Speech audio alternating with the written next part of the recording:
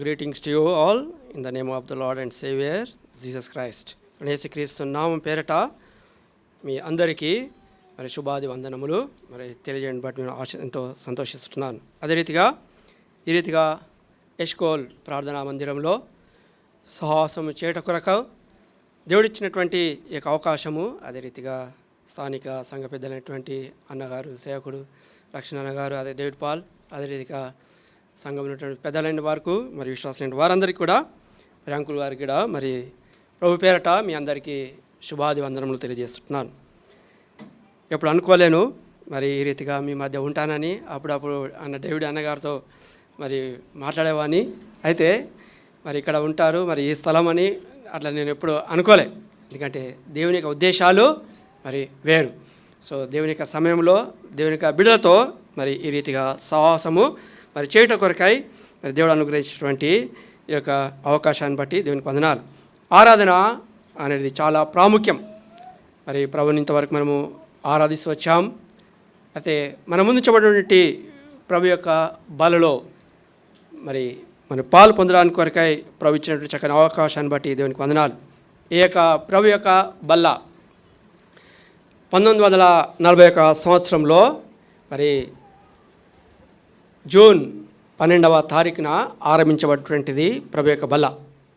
సోదరుడు భక్సింగ్ గారిని దేవుడు ఏర్పాటు చేసుకొని పల్లవరం కొండపైన దేవుడు అనుగ్రహించినటువంటి ఆ యొక్క దర్శనం బట్టి అపోస్తుల కార్యములు 2:42 ప్రకారంగా రాత్రంతా కూడా ఆ పల్లవరం కొండపైన మరి తనతో పాటు జత పని వారు 12 మంది కలిసి మరి ప్రార్థించినప్పుడు మరి దేవుడు మరి సోదరుడు భక్సింగ్ గారికి అనుగ్రహిస్తూ వచ్చాడు ఈ దర్శనం.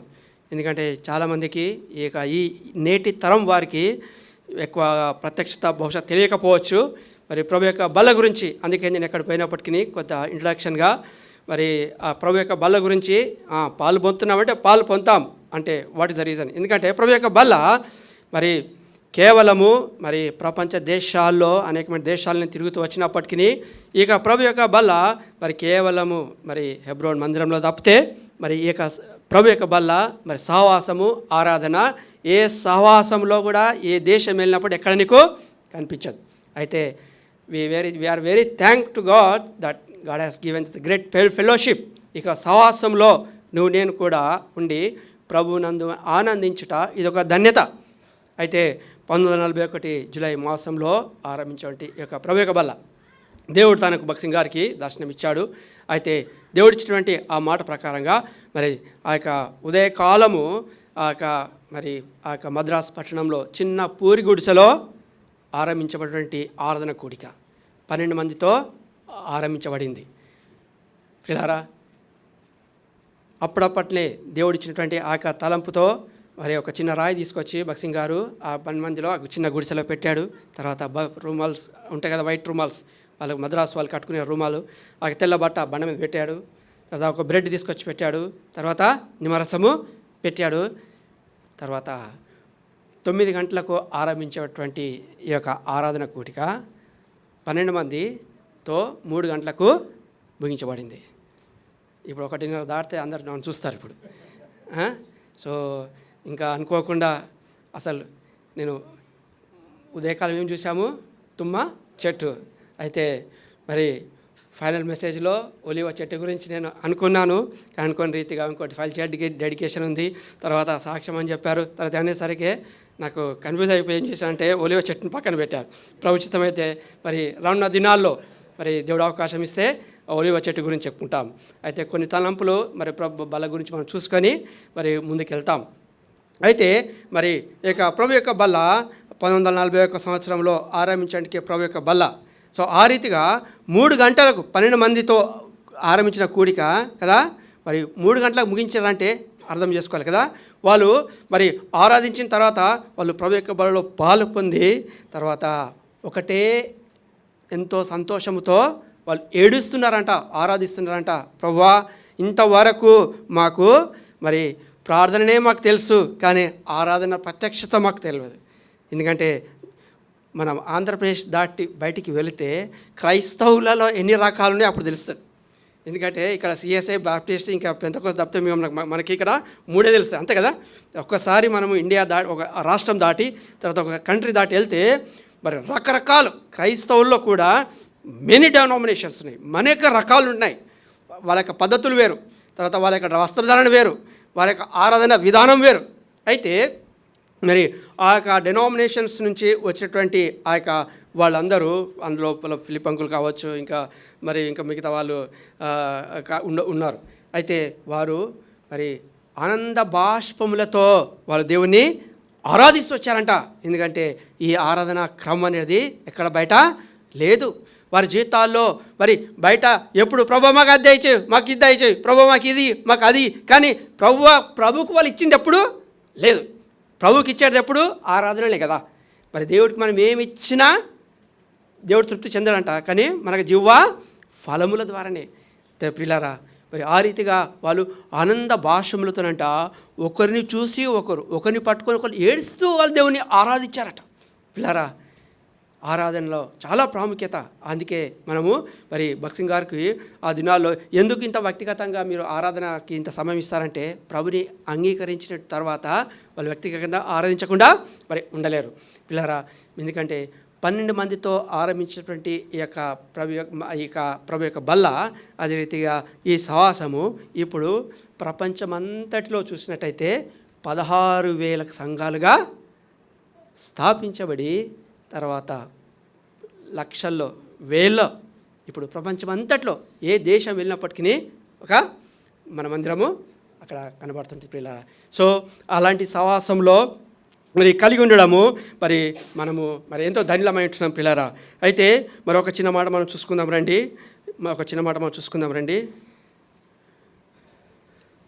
మొదటి తిమోతి మన ముందు ఉంచబడికి ప్రభు యొక్క బలలో మరి నేను కూడా మరి ఎంతో భక్తి శ్రద్ధలతో మరి ఆత్మీయ జీవితంలో నేను కూడా పరీక్షించుకొని మరి పాలు పొందేటువంటి మరి వారంగా మనం ఉంటున్నాం. అందుకే మరి మొదటి కొరింథీయులకు రాసిన పత్రిక 11వ అధ్యాయము 28వ వచనం 29 మనందరం కలిసి చదువుకుందాం రండి. మొదటి కొరింథీయులకు రాసిన పత్రిక 11వ అధ్యాయము 28, 29 అందరం కలిసి గట్టిగా. కాబట్టి ప్రతి మనుషుడు తను తాను పరీక్షించుకునే వాళ్ళను అలాగు చేసి అటును తిని ఆ పాత్రను త్రాగవలెను. ప్రభు శరీరమని వివేచింపక తిని త్రాగువాడు తనకు శిక్షావిధి కలుగుటకే తిని త్రాగుచున్నాడు. ప్రభు సాయంత్రం ఇచ్చిన ప్రార్థన చేసుకుందాం. ప్రియమైన తండ్రి, మీ పాదములకు వందనాలు. ప్రభా, మా గమనం తీసుకొచ్చినటువంటి ప్రభా మరి లేఖన భావాన్ని బట్టి మీకు స్తోత్రాలు. ప్రభా, మీరు ఆశ్రయించి మీరు దీవించండి. వారు చెత్త ప్రభావం వస్తున్న పౌల ద్వారా తండ్రి వాళ్ళ యొక్క ప్రాముఖ్యతను గురించి, పరీక్షను గురించి ప్రభావ మీరు మా గమనం తీసుకొచ్చినందుకు స్తోత్రాలు. ప్రభా, నీకు వాక్య పిలుగులో మనల్ని పరీక్షించుకొని యోగ్యంగా పాలు పొందుటకు మీరే సహాయం చేసి నడిపించాల్సింది కోరుచున్నాం. ప్రభా, నోటి బుర్రగాని వాడుకోమని నన్ను కూడా చేతగా చెప్పుకుంటూ యేసుక్రీస్తు నామములో స్తుతించి ప్రార్థించి అడిగి పెట్టుకుంటున్నాం తండ్రి, ఆమేన్. అపోస్తలుడైన పౌలు మరి ఇక్కడ మాట మన తెలియజేస్తుంటున్నాడు. ఏమంట ఆ మాట చదవండి. 28వ వచనము. కాబట్టి ప్రతి మనుషుడు తన్ను తాను పరీక్షించుకునేవాళ్ళను. పరీక్ష అర్థమైతేనంట పరీక్ష అంతా సులువైనది చెప్పండి, సులువైంది ఏది లేదు. ఒకవేళ పరీక్ష అర్థం కాకపోతే దానంతా కష్టమైంది ఇంకేది లేదు. అందుకే పౌలు గారు చెప్తుంటున్నాడు, మరి మిమ్మల్ని మీరు మరి పరీక్షించుకొనుడి. ఎందుకంటే ప్రభు యొక్క బలలో మనం పాలు పొందే ముందు మనల్ని మనము పరీక్షించుకొనుట అది చాలా అవసరమై ఉంటుంది పిల్లారా. అందుకే మరి దేవుని వాక్యంలో మనం చూస్తాం. మొదటి తిమోతి 3వ అధ్యాయం 10వ వచనం. Book of first Timothy chapter 3 verse 10. మరియు వారు మొదట పరీక్షించబడను. చాలండి. వారు మొదట పరీక్షించబడబడను. 9వ మాసంలో మొదటి వారములో 10వ మాసంలో ఈ మొదటి వారము మనము మరి ప్రభు యొక్క సన్నిధిలో మనం పరీక్షించబడిన వారముగా మనం ఉండాలి. గత 9 మాసములు నువ్వు ఎలా పొందావు, ఏ రీతిగా చేశావు ఒక మెట్టు అయితే, నూతన మాసంలో ఈ మొదటి ప్రభుదినమున మరి ఏ రీతిగా నీవు ఉంటున్నావు, నేను ఉంటున్నాను, మన ఆత్మీయ జీవితంలో ఏ రీతిగా ప్రభువును మనం సేవిస్తున్నాము అనేటువంటిది చాలా ప్రాముఖ్యమైనటువంటిది. అందుకే మరి వారు మొదట పరీక్షించబడవలెను. ఒక కంపెనీలో ఏదైనా సరే ఒక ప్రోడక్ట్ తయారైందనుకో, అది బయటికి రావాలంటే అయిపోయిందని చెప్పేసి ఈజీగా వచ్చేస్తుందా? వాళ్ళు ఏం చేస్తారు, అక్కడ సూపర్వైజర్ పరీక్ష చేస్తాడు. పరీక్ష చేసి ఏం చేస్తాడంటే ఒక స్టాంప్ వేస్తాడు, అప్రూవ్డ్. తర్వాత సూపర్వైజర్ తర్వాత కూడా మళ్ళీ డైరెక్ట్ పోదు. తర్వాత అక్కడి నుంచి ఎక్కడ వస్తుంది, కన్సర్న్ ఇంజనీర్కి వస్తుంది. తర్వాత మరి మేనేజర్ దగ్గరికి వస్తుంటుంది. తర్వాత జిఎం గారికి వచ్చింది. తర్వాత ఏం చేస్తారంటే అప్పుడు ఎండి గారు వచ్చిన తర్వాత అప్పుడు సీల్ ఏమంటే it is approved, you can go అని అప్పుడు డిస్పాచ్ సెక్షన్ వాళ్ళకి ఆర్డర్ చేస్తారనమాట. పిల్లారా, ఇదివరకు నువ్వు ఏ రీతిగా పాలు పొందావు అనేది ఒక మెట్టు అయితే, ఇక నూతన మాసంలో ఈ మొదటి దినమున నువ్వు ఏ రీతిగా వచ్చావు ఆ రీతిగా వెళ్తే అది లాభం లేదు. కానీ దేవుని చేత నువ్వు పరీక్షించబడి ఎట్లా, this brother is approved, this sister is approved అని ప్రభు చేత నువ్వు ఆ స్టాంప్ కలిగి నువ్వు వెళ్ళినట్టయితే నువ్వు మరి దీవించబడిన వారం అవుతున్నావు పిల్లారా. ఎందుకంటే వారు మొదట మరి పరీక్షించబడి, ఆ మాట చదువుదాం అందరం కలిసి మరొకసారి. వారు మొదట పరీక్షించబడవలెను. ఎందుకంటే యేసుక్రీస్తు ప్రభు వారు కూడా తాను ఏం చేశాడంటే మొదట మరి వారి శిష్యులను కూడా దేవుడు పరీక్షిస్తూ వచ్చాడు. చూడండి, యోహాను సువార్త 6వ అధ్యాయం 6వ వచనం. యేసుక్రీస్తు ప్రభు వారు కూడా మరి తాను పరీక్షిస్తూ వచ్చాడు. 6వ అధ్యాయం 6వ వచనం. ఏమి చేయనయ్యుండెనో తానే ఎరిగి ఉండి అతనిని పరీక్షించుటకు అలాగడిగాను. పిల్లారా, ఇక్కడ మనం చూసినట్టయితే దేవుడు యేసుక్రీస్తు ప్రభువారు ఇక్కడ మరి ఫిలిప్పును మరి పరీక్షిస్తుంటున్నాడు. అయితే తాను ఏమి చెప్తాడో అనేటువంటి విషయమును ముందు ప్రభుకి తెలుసు. అయితే తాను ఏమి చెప్తాడో అనేటువంటిది తను ఎరిగి తను చేస్తున్నాడు. ఇక అధ్యాయం అంతా చదివితే మనకి అర్థమవుతుంటుంది. సమయం లేని కారణాన్ని బట్టి ఇంకా ముందుగా నేను పొడిగిస్తలేను. అయితే ఫిలిప్పును దేవుడు మరి పరీక్షిస్తున్నాడు. నీ దగ్గర ఏమైనా ఉన్నాయా? అనేకులు యేసుక్రీస్తు ప్రభువారు మరి తాను బోధించినప్పుడు అనేక మంది వచ్చినప్పుడు వారికి భోజనం పెట్టడానికి కొరకు మరి మన దగ్గర ఏమైనా ఉందా అనే ఆ విషయాన్ని ప్రభుకు తెలుసు. జరిగేది తెలుసు. అయితే మరి ఫిలిప్పును పరీక్షించటకు మరి దేవుడు అతన్ని పరీక్షించటకు తను అడుగుతూ వచ్చాడు. అందుకే అతన్ని పరీక్షించడానికి ఫిలిప్పును దేవుడు ఇక్కడ మరి పరీక్షిస్తున్నాడు పిల్లారా. ఎందుకంటే పరీక్ష అనేది మరి చాలా ప్రాముఖ్యము. పరీక్ష కొరకు నేను కూడా ఎగ్జామ్ కొరకు పరీక్ష కొరకు సిద్ధపడి పరీక్ష రాయకపోతే అది ఎంతో కష్టం పిల్లారా.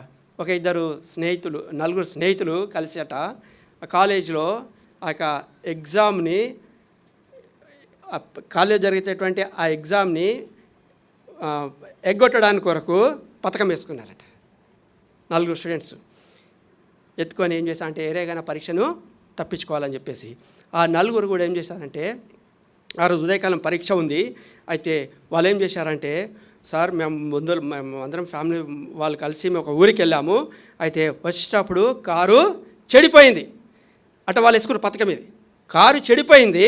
అయితే కారు టైరు రీప్లేస్ చేసుకొని వచ్చేసరికి 9 గంటలకు అయ్యే పరీక్ష 10:30, 11 గంటలకు వచ్చారంటే ఎగ్జామ్ అయిపోతుంది కాబట్టి మనం తప్పించుకోవచ్చు. అట్లా వాళ్ళ ప్లాన్. అయితే దానికి తగ్గట్టుగా ఏం చేశారంటే బట్టలన్నీ మురికి చేసుకున్నారు. ఎందుకంటే టైర్ చేంజ్ చేశారు కదా, టైర్ చేంజ్ చేసుకున్నారు. బట్టలన్నీ మురికి అయిపోయాయి, చేతులన్నీ అంతే ఇచ్చి అట్లే వచ్చారు సార్ కాలేజ్కి. అయితే ఆ సెక్యూరిటీ ఏమనంటే, అరే టైం అయిపోయింది, మీరు ఎగ్జామ్ రాయడానికి వీలు లేదని చెప్పేసి వారిని మరి పంపించేస్తామంటే అప్పుడే వాళ్ళు ప్రిన్సిపాల్ కబురు పట్టిస్తే ప్రిన్సిపాల్ ఎవరంటే వాళ్ళు వచ్చారు. సార్ ఇట్లా జరిగితే ప్రిన్సిపల్ పర్లేదు రండి, అయితే మీకు ఏం చేస్తామంటే పరీక్ష రేపు పెడతాంలే అంటే వాళ్ళు సంతోషించారు. అరే రేపు మనం ఈజీగా రాసుకోవచ్చులే అనేసి వాళ్ళు ఒప్పేసుకున్నారు. అయితే నెక్స్ట్ డే రోజు వీళ్ళకి పరీక్ష పెట్టాడు. ఎట్లా అంటే 4 రూమ్లో కూర్చోబెట్టాడు. 4 రూమ్లో కూర్చోబెట్టారు. అయినా వాళ్ళు ధైర్యంగా ఉన్నారు రాయొచ్చు అని చెప్పేసి. అయితే జనరల్గా అయితే పరీక్షకి ఎన్ని ఉంటాయి చెప్పండి? +1లకు ఎన్ని ఉంటాయి? 15 క్వశ్చన్స్ ఉంటాయా యావరేజ్గా? 15-20 క్వశ్చన్స్ ఉంటాయి కదా. అయితే ఒకటే ప్రశ్న వేసానంట వాళ్ళకి. నలుగురు కలిసి ఒకటే క్వశ్చన్ పేపర్ ఇచ్చారంట. ఏంటంటే ఏ టైర్ పంచర్ అయింది. వీళ్ళు పథకం వేసుకున్నారు, మేము ఊరికి పోయాము, టైర్ పంచర్ అయ్యింది. వాళ్ళు ఏం చేశారంటే తప్పించుకోవడానికి వరకు. అయితే సింపుల్ ప్రశ్న, ఒకటే ప్రశ్న, అది రాస్తే నీకు 100 మార్కులు వచ్చేస్తాయి, అక్కడ పాస్ మార్కులు వచ్చేస్తాయి. అయితే నలుగురు అబ్బాయిలు 4 రూమ్లో ఉన్నారు, ఏ టైర్కు పంచర్ అయ్యింది. అప్పుడు తలగొక్కుతున్నారు. అంత బాగా ప్రిపేర్ అయినాము, కానీ ఇప్పుడు ఏది రాయాలి? ఇప్పుడు వాడు ఏది రాస్తాడు, అతడు ఏది రాస్తాడు, ఇతడు ఏది రాస్తాడు. అయితే మొదటి వాడు ఏం చేసినా ముందుది లెఫ్ట్ టైర్ పంచర్ అయిందని రాసినాడు. ఎవరు? మొదటివాడు. రెండవ వాడేమో రైట్ రాసినాడు, వెనకవాడు తిరిగి లెఫ్ట్ రాసినాడు. ఈ 4 ఆన్సర్స్. మరి వాళ్ళు అందరు కలిసిపోయారు కాబట్టి టైర్ ఆన్సర్ ఏది ఉండాలా? ఒకటే ఉండాలి. ఇప్పుడు ఇక్కడ ఏమైంది? 4 ఆన్సర్ అయింది. అంటే దాని అర్థం ఏంటి? పరీక్ష కొరకు వాళ్ళు సిద్ధపాటు లేరు. సిద్ధపాటు కలిగి ఉండకుండా ప్రభు యొక్క బలు పాలు పొందుటే ప్రియులారా, ప్రభువు ముందు మనం నిలబడలేం.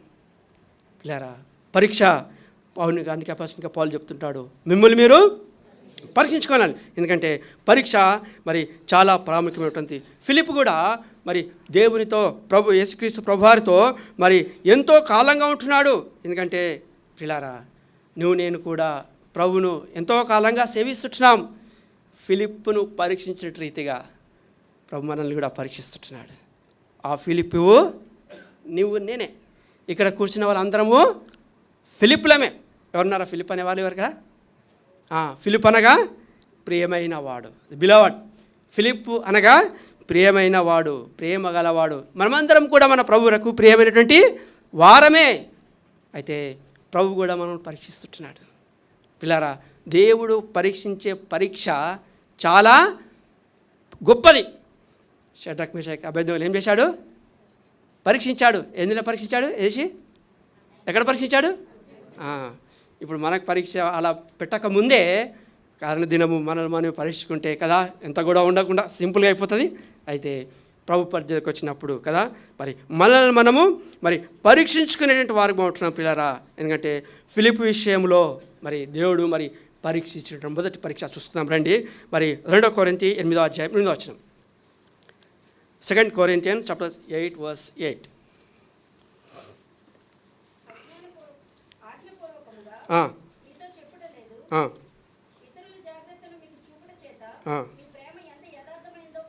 చాలు. మొట్టమొదటిగా మీ ప్రేమ ఎంత యథార్థమైనదో చెప్పండి.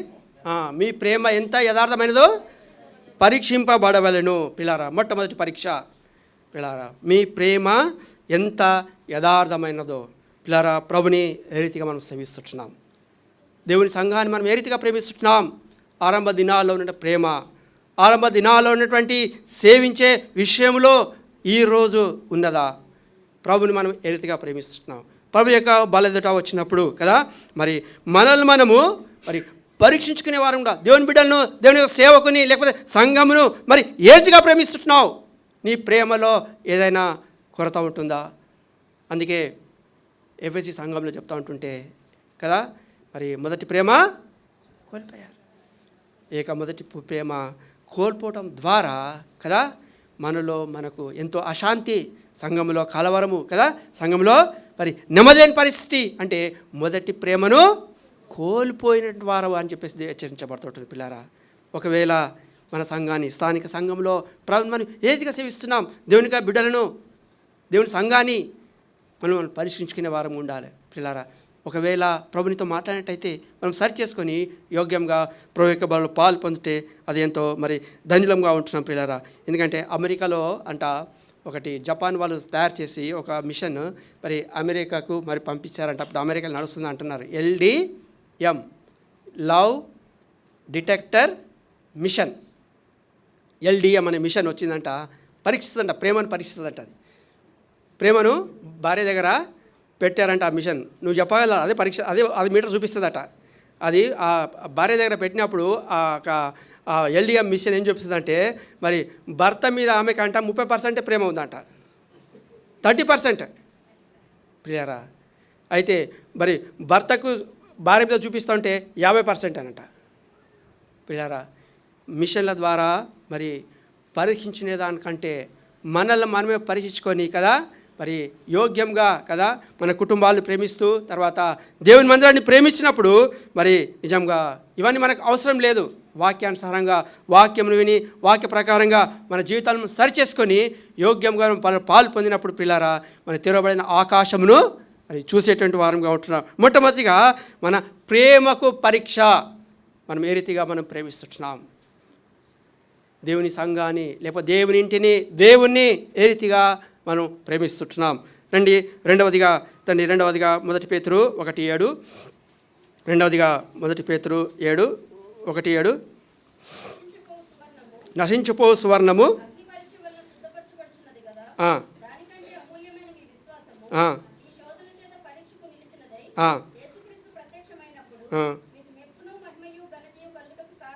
చాలండి. ఇక్కడ మరి చూసినట్టయితే మరి 1 పేతురు 1:7లో మరి మన విశ్వాసమునకు పరీక్ష. మరి దేవుని ఏ రీతిగా మనము సేవిస్తున్నాం, ఏ రీతిగా విశ్వసిస్తున్నాం, మరి ఆయన పరీక్షించినప్పుడు కదా మరి మనలో మరి విశ్వాసము ఏ రీతిగా ఉంటుంది. మన విశ్వాసము కృంగిపోయిందిగా ఉంటుందా, ఇంకా దినదినము మన విశ్వాసము మరి దేవుడు కొలిచినప్పుడు అది మరి పెరుగుతుంటుందా. ఎందుకంటే కొన్నిసార్లు కదా మరి అందుకే అపోస్తలుడైన పౌలు గారు ఏమంటున్నాడు, మంచి పోరాటము పోరాడి తిని విశ్వాసమును కాపాడు. మన విశ్వాసమును కదా మరి భయంకరమైన దినాల్లో మనం ఉంటున్నాం. ఇక భయంకరమైన దినాల్లో విశ్వాసమును కోల్పోయేటువంటి మరి దినాల్లో మనం ఉంటున్నాం. హానోక్ అయితే భయంకరమైన దినాల్లో కూడా కదా ప్రభుతో మరి నడిచేటువంటి వాడుగా ఉంటున్నాడు. పిల్లారా, జ్ఞాపకం చేసుకుందాం మన విశ్వాసము మరి ఏ రీతిగా ఉంటుంది. మన విశ్వాసంలో మరి తప్పిపోకుండా మరి కృంగిపోకుండా మనము మరి ఉండేటువంటి వారంగా మనం ఉండాలని చెప్పేసి మరి దేవుని వాక్యం చేత మనము హెచ్చరించబడుతున్నాం. చూడండి, మూడవదిగా మనం చూద్దాం రండి. గలతీ 6:4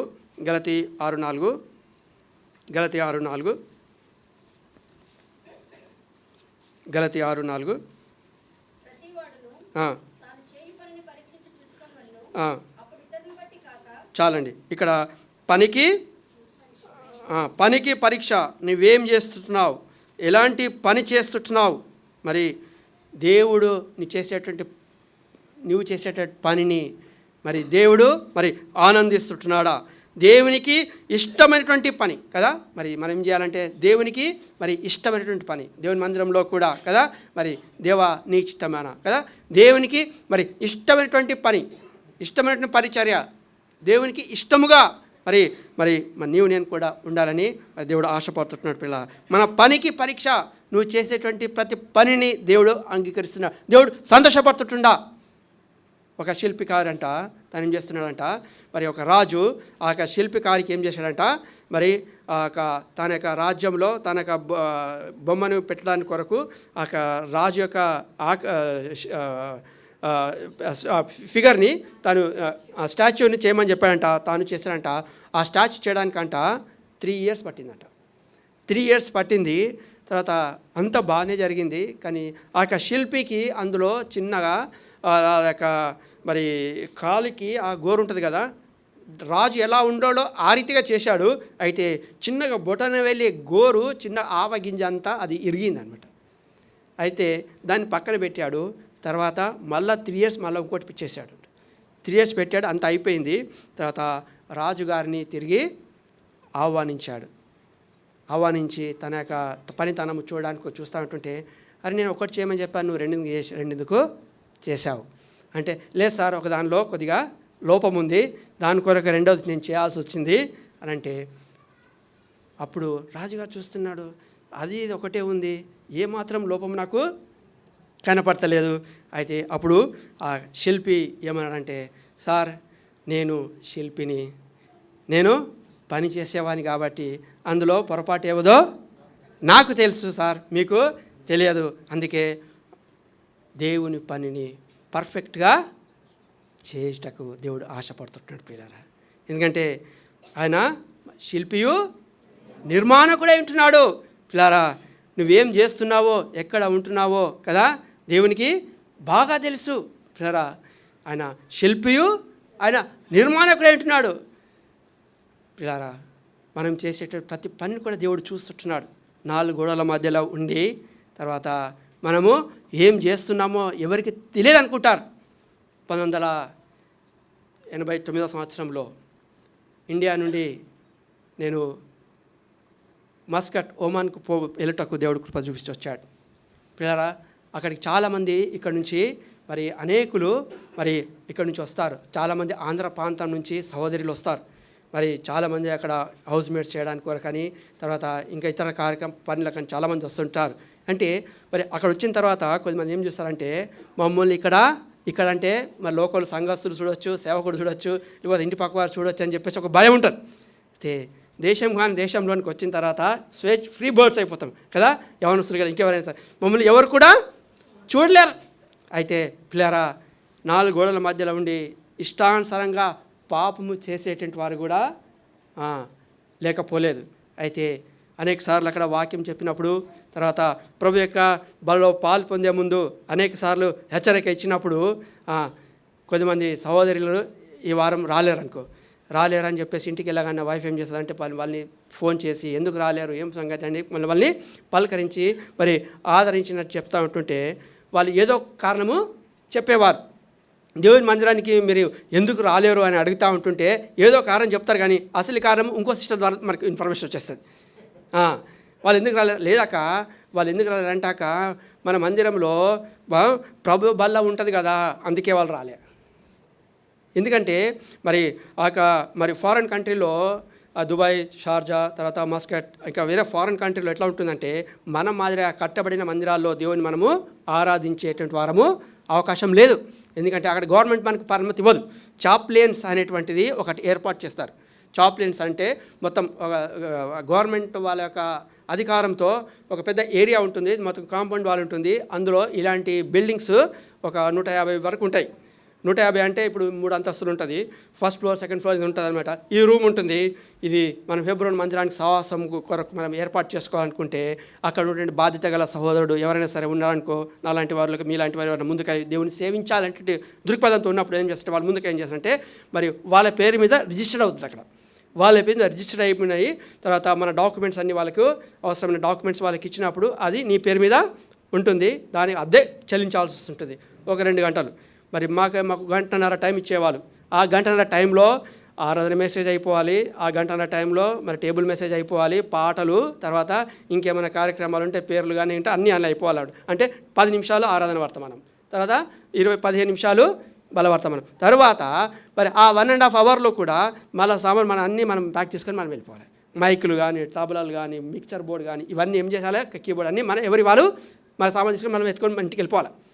మరి ఆ రీతిగా మరి పక్కనే ఇక్కడ ఈ హాల్ ఉంది కదా, ఇది మా హెబ్రోన్ మందిరము పక్కనే ఉంటుంది. మా గోడ అడ్డం ఉంటుంది. అక్కడ తెలుగు బాప్టిస్ట్ అనుకుంటాం. తర్వాత పెంతెకోస్తు తెలుగు, అట్లా ఈ రీతిగానే ఈ వరుసల్లో తెలుగు 2 ఉంటాయి. తర్వాత కేరళ, తమిళ్, తర్వాత శ్రీలంక, తర్వాత వేరే ఇంకా అరబీ చర్చెస్ అని ఇట్లా రకరకాలుగా ఉంటాయి. అయితే ఇక్కడ తెలుగు వారు ఏం చేస్తారంటే వాక్యము చేత హెచ్చరించబడినప్పుడు, హృదయాన్ని తాకినప్పుడు వాళ్ళు ఏం చేస్తారంటే వాళ్ళు పక్క చర్చికి వెళ్ళిపోతారు. అది సమస్య అన్నమాట. గట్టిగా బోధ చేస్తే వాక్యము అందుకే ఉన్నదంటే పరీక్షించుకోవాలి. 4 గోడల మధ్య రాస్తున్న పాపమును దేవుడిని చూస్తున్నాడు, ఎవరు చూస్తున్నారు అనుకోవద్దు అనుకున్నప్పుడు నా గురించే చెప్పాడు. తెలుసు నువ్వు చేసావు కాబట్టి దేవుడు నీ కొరకు చెప్పాడు. పిల్లారా, పరాయి దేశంలో నన్ను ఎవరు చూస్తలేరు కదా అని చెప్పేసి పరాయి దేశం మీద కాదు ఎక్కడైనప్పటికీ కానీ దేవుడు యెహోవా యొక్క కనుదృష్టి లోకమంతా కూడా మరి సంచరిస్తుంటుంది, దేవుడు పరీక్షిస్తుంటున్నాడు.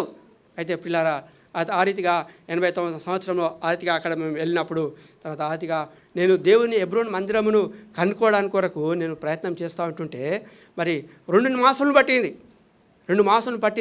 తర్వాత మరి హెబ్రోన్ మందిరం అప్పట్లాగా ఈమెయిల్స్ లేవు కదా, అప్పట్లాగా సెల్ ఫోన్స్ లేవు అప్పటి టైంలో. సో కాబట్టి మళ్ళీ హెబ్రోన్కి ఫోన్ చేసి తర్వాత పోయి కనుక్కుందామంటే కూడా అంత ఇప్పుడు ల్యాండ్ ఫోన్స్ కాబట్టి డిలే అయిపోయింది. అయితే సర్లే దేవుని ఆదివారము మరి దేవుని మందిరానికి వెళ్ళాలి కదా అని చెప్పేసి చాప్లెన్స్కి వెళ్ళినప్పుడు మరి అక్కడ వాళ్ళకి అడిగారు తెలుగు ఫెలోషిప్ ఏంటంటే మళ్ళీ అక్కడ హెబ్రోన్కి పోరంటే వాళ్ళకి అర్థం కాదు. అక్కడ తెలుగు మందిరం ఉంది కదా, వాళ్ళు చెప్తారు. అక్కడ అమెరికన్స్ ఉంటారు చాప్లెన్స్ వాళ్ళు, అక్కడ అది అమెరికా తెలుగు మందిరం అక్కడ ఉందంటే చూస్తారు. ఇక్కడ పెంతెకోస్తు వస్తుంది. సో సర్లే దేవుని మందిరానికి వెళ్ళాలి కదా ఆదివారము అని. సో అక్కడ నేను మొదటిగా 89లో అక్కడ వెళ్ళినప్పుడు అక్కడ అంతా వాళ్ళ పద్ధతులు వేరే ఉంటాయి కాబట్టి కలవరమైనప్పటికీ దేవుని సన్నిధిలో కొంత గంట సేపు కడుగుదామని చెప్పేసరికి ఒక సహోదరుడు ప్రార్థన చేస్తున్నాడు. ఆ ప్రార్థన నన్ను ఆకర్షించింది. ఇది 100% ఇది హెబ్రోన్ ప్రార్థనే. అది నువ్వు కళ్ళు మూసుకున్నా కళ్ళు తెరకపోయినా ప్రార్థన చేశారంటే ఆ ప్రార్థన ద్వారా నువ్వు ఎక్కడి నుంచి వచ్చి ఏదో అది తాకిపోయింది. ఎంబడే క్యాచ్ చేసిన దట్టు ఇంకేంది, నో డౌట్ ఆ బ్యాగ్ గిడ ఉంది. ఇక కన్ఫర్మేషన్ ఇక అది దూరం నుంచి చూసా. ఎవరు అప్పుడు లేచి చూసినా ఎవరు నాది ప్రార్థన. అప్పుడన్నా అన్న మీది ఎక్కడన్నా ఎవరు అంటే అన్నది కరీంనగర్ అన్న మళ్ళీ ఎందుకంటే కన్ఫర్మ్ చేసుకుందామన్నా కరీంనగర్ ఏ మందిరానికి వెళ్తారన్న అంటే అన్న హెబ్రోన్ మందిరానికి వెళ్తాను. మరి ఇక్కడ ఎందుకు వచ్చినావు నువ్వు అన్నాను. నేను ఎక్కడ వచ్చిందంటే నాది మార్నింగ్ డ్యూటీ, నాది మార్నింగ్ డ్యూటీ. ఇక్కడ 2 గంటల నుంచి 3 గంటల టైం కాబట్టి నా మార్నింగ్ డ్యూటీ చేసుకొని ఇక్కడ నాకు అవైలబుల్ టైం ఉంది కాబట్టి వచ్చా. అయితే నాకైతే నాకు ఫుల్ డే హాలిడే ఉంది. అయితే అతను అడుగుతూ వచ్చాను, మరి ఇక్కడ మన హెబ్రోన్ మందిరం ఎక్కడన్నా అంటే ఉన్నదన్న బ్రదర్ ఎరిక్ గారు అక్కడ బాంబే అతడు అక్కడ మన హెబ్రోన్ మందిరం నడిపిస్తాడన్న, మీకు నంబర్ ఇస్తా అని చెప్పేసి brother Eric and Hebron Abraham and Eric వాళ్ళ నంబర్ నాకు ఇచ్చాడు. ఒక్కసారి అతనికి ఇంటికి వెళ్ళి అన్నతో మాట్లాడినా. వాళ్ళు తెలుగు రాదు, అయితే వాళ్ళు బాంబే వాళ్ళు కాబట్టి అన్న ఇట్లా హైదరాబాద్ నుంచి వచ్చాను ఇట్లా ఫెలోషిప్ కొరకు అని చెప్పా. కానీ తాను ఈగా వాళ్ళంటే వాళ్ళ ఇంటి కారు వేసుకొని, ఎందుకంటే ఒక ఆత్మను మరి వాళ్ళు పట్టుకోవడానికి వరకు మరి ఫారెన్లో ఉన్నప్పుడు దర్శించడం అనేది ఎంతో విలువైనటువంటిది. ఇక్కడ ఒక ఆత్మకి బహుశా నాకు అనుకుంటే అంత వేళ లేకపోవచ్చు. సో కాబట్టి ఎవరైనా కొత్త వాళ్ళు వస్తే అంతా ప్రేమించాలి. ఆ ప్రేమను వాళ్ళ ద్వారా నేను నేర్చుకొని తర్వాత నేను షార్జా వెళ్ళిన తర్వాత దేవుని మందిరాన్ని మరి ఆరంభించటకు మరి దేవుడు నాకు కృపణిస్తూ వచ్చాడు. సో అక్కడ దేవుని మందిరాన్ని హెబ్రోన్ మందిరం అక్కడ మరి ఆరంభించి తర్వాత అక్కడ మరి మందిరం సాహసం నడిపించడానికి కొరకు తర్వాత హెబ్రోన్ నుంచి పెద్దలు నాకు చూపించే విధంగా మరి నాకు మరి తీవ్ర అంకుల్ ద్వారా ఎఫ్ఎస్ పీటర్ ద్వారా మరి అనేక వాళ్ళు నాకు సహకరిస్తూ వాళ్ళు వచ్చినట్టు వారు ఉంటున్నారు. అయితే అంకుల్ కూడా మా దగ్గర ఉండేవాళ్ళు, వాళ్ళు వచ్చినప్పుడు 2 సార్లు వచ్చారు. అయితే మరి వాళ్ళ దగ్గర నేను నేర్చుకుంటే మొట్టమొదటిగా, ఎందుకంటే ఆరంభ దినాల్లో నేను మరి ఆ యొక్క మందిరానికి వెళ్ళి మరి బల్లరత తీసుకొని ఆర్డర్ చేసుకొని నేను బయటికి వెళ్ళేవాడిని అంతే.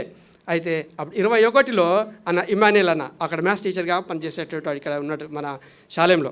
అయితే అక్కడ మరి అన్న జాబ్ చేస్తుండే. నేను 89లో వెళ్ళాను. తర్వాత అన్నగారు 21లో తను వచ్చిన తర్వాత ఇంకేంది తర్వాత చాలా మేము మరి సన్నిహితంగా అంత మాత్రమే కాకుండా మా నాన్న వాళ్ళ నాన్న ఫ్రెండ్స్ వాళ్ళు.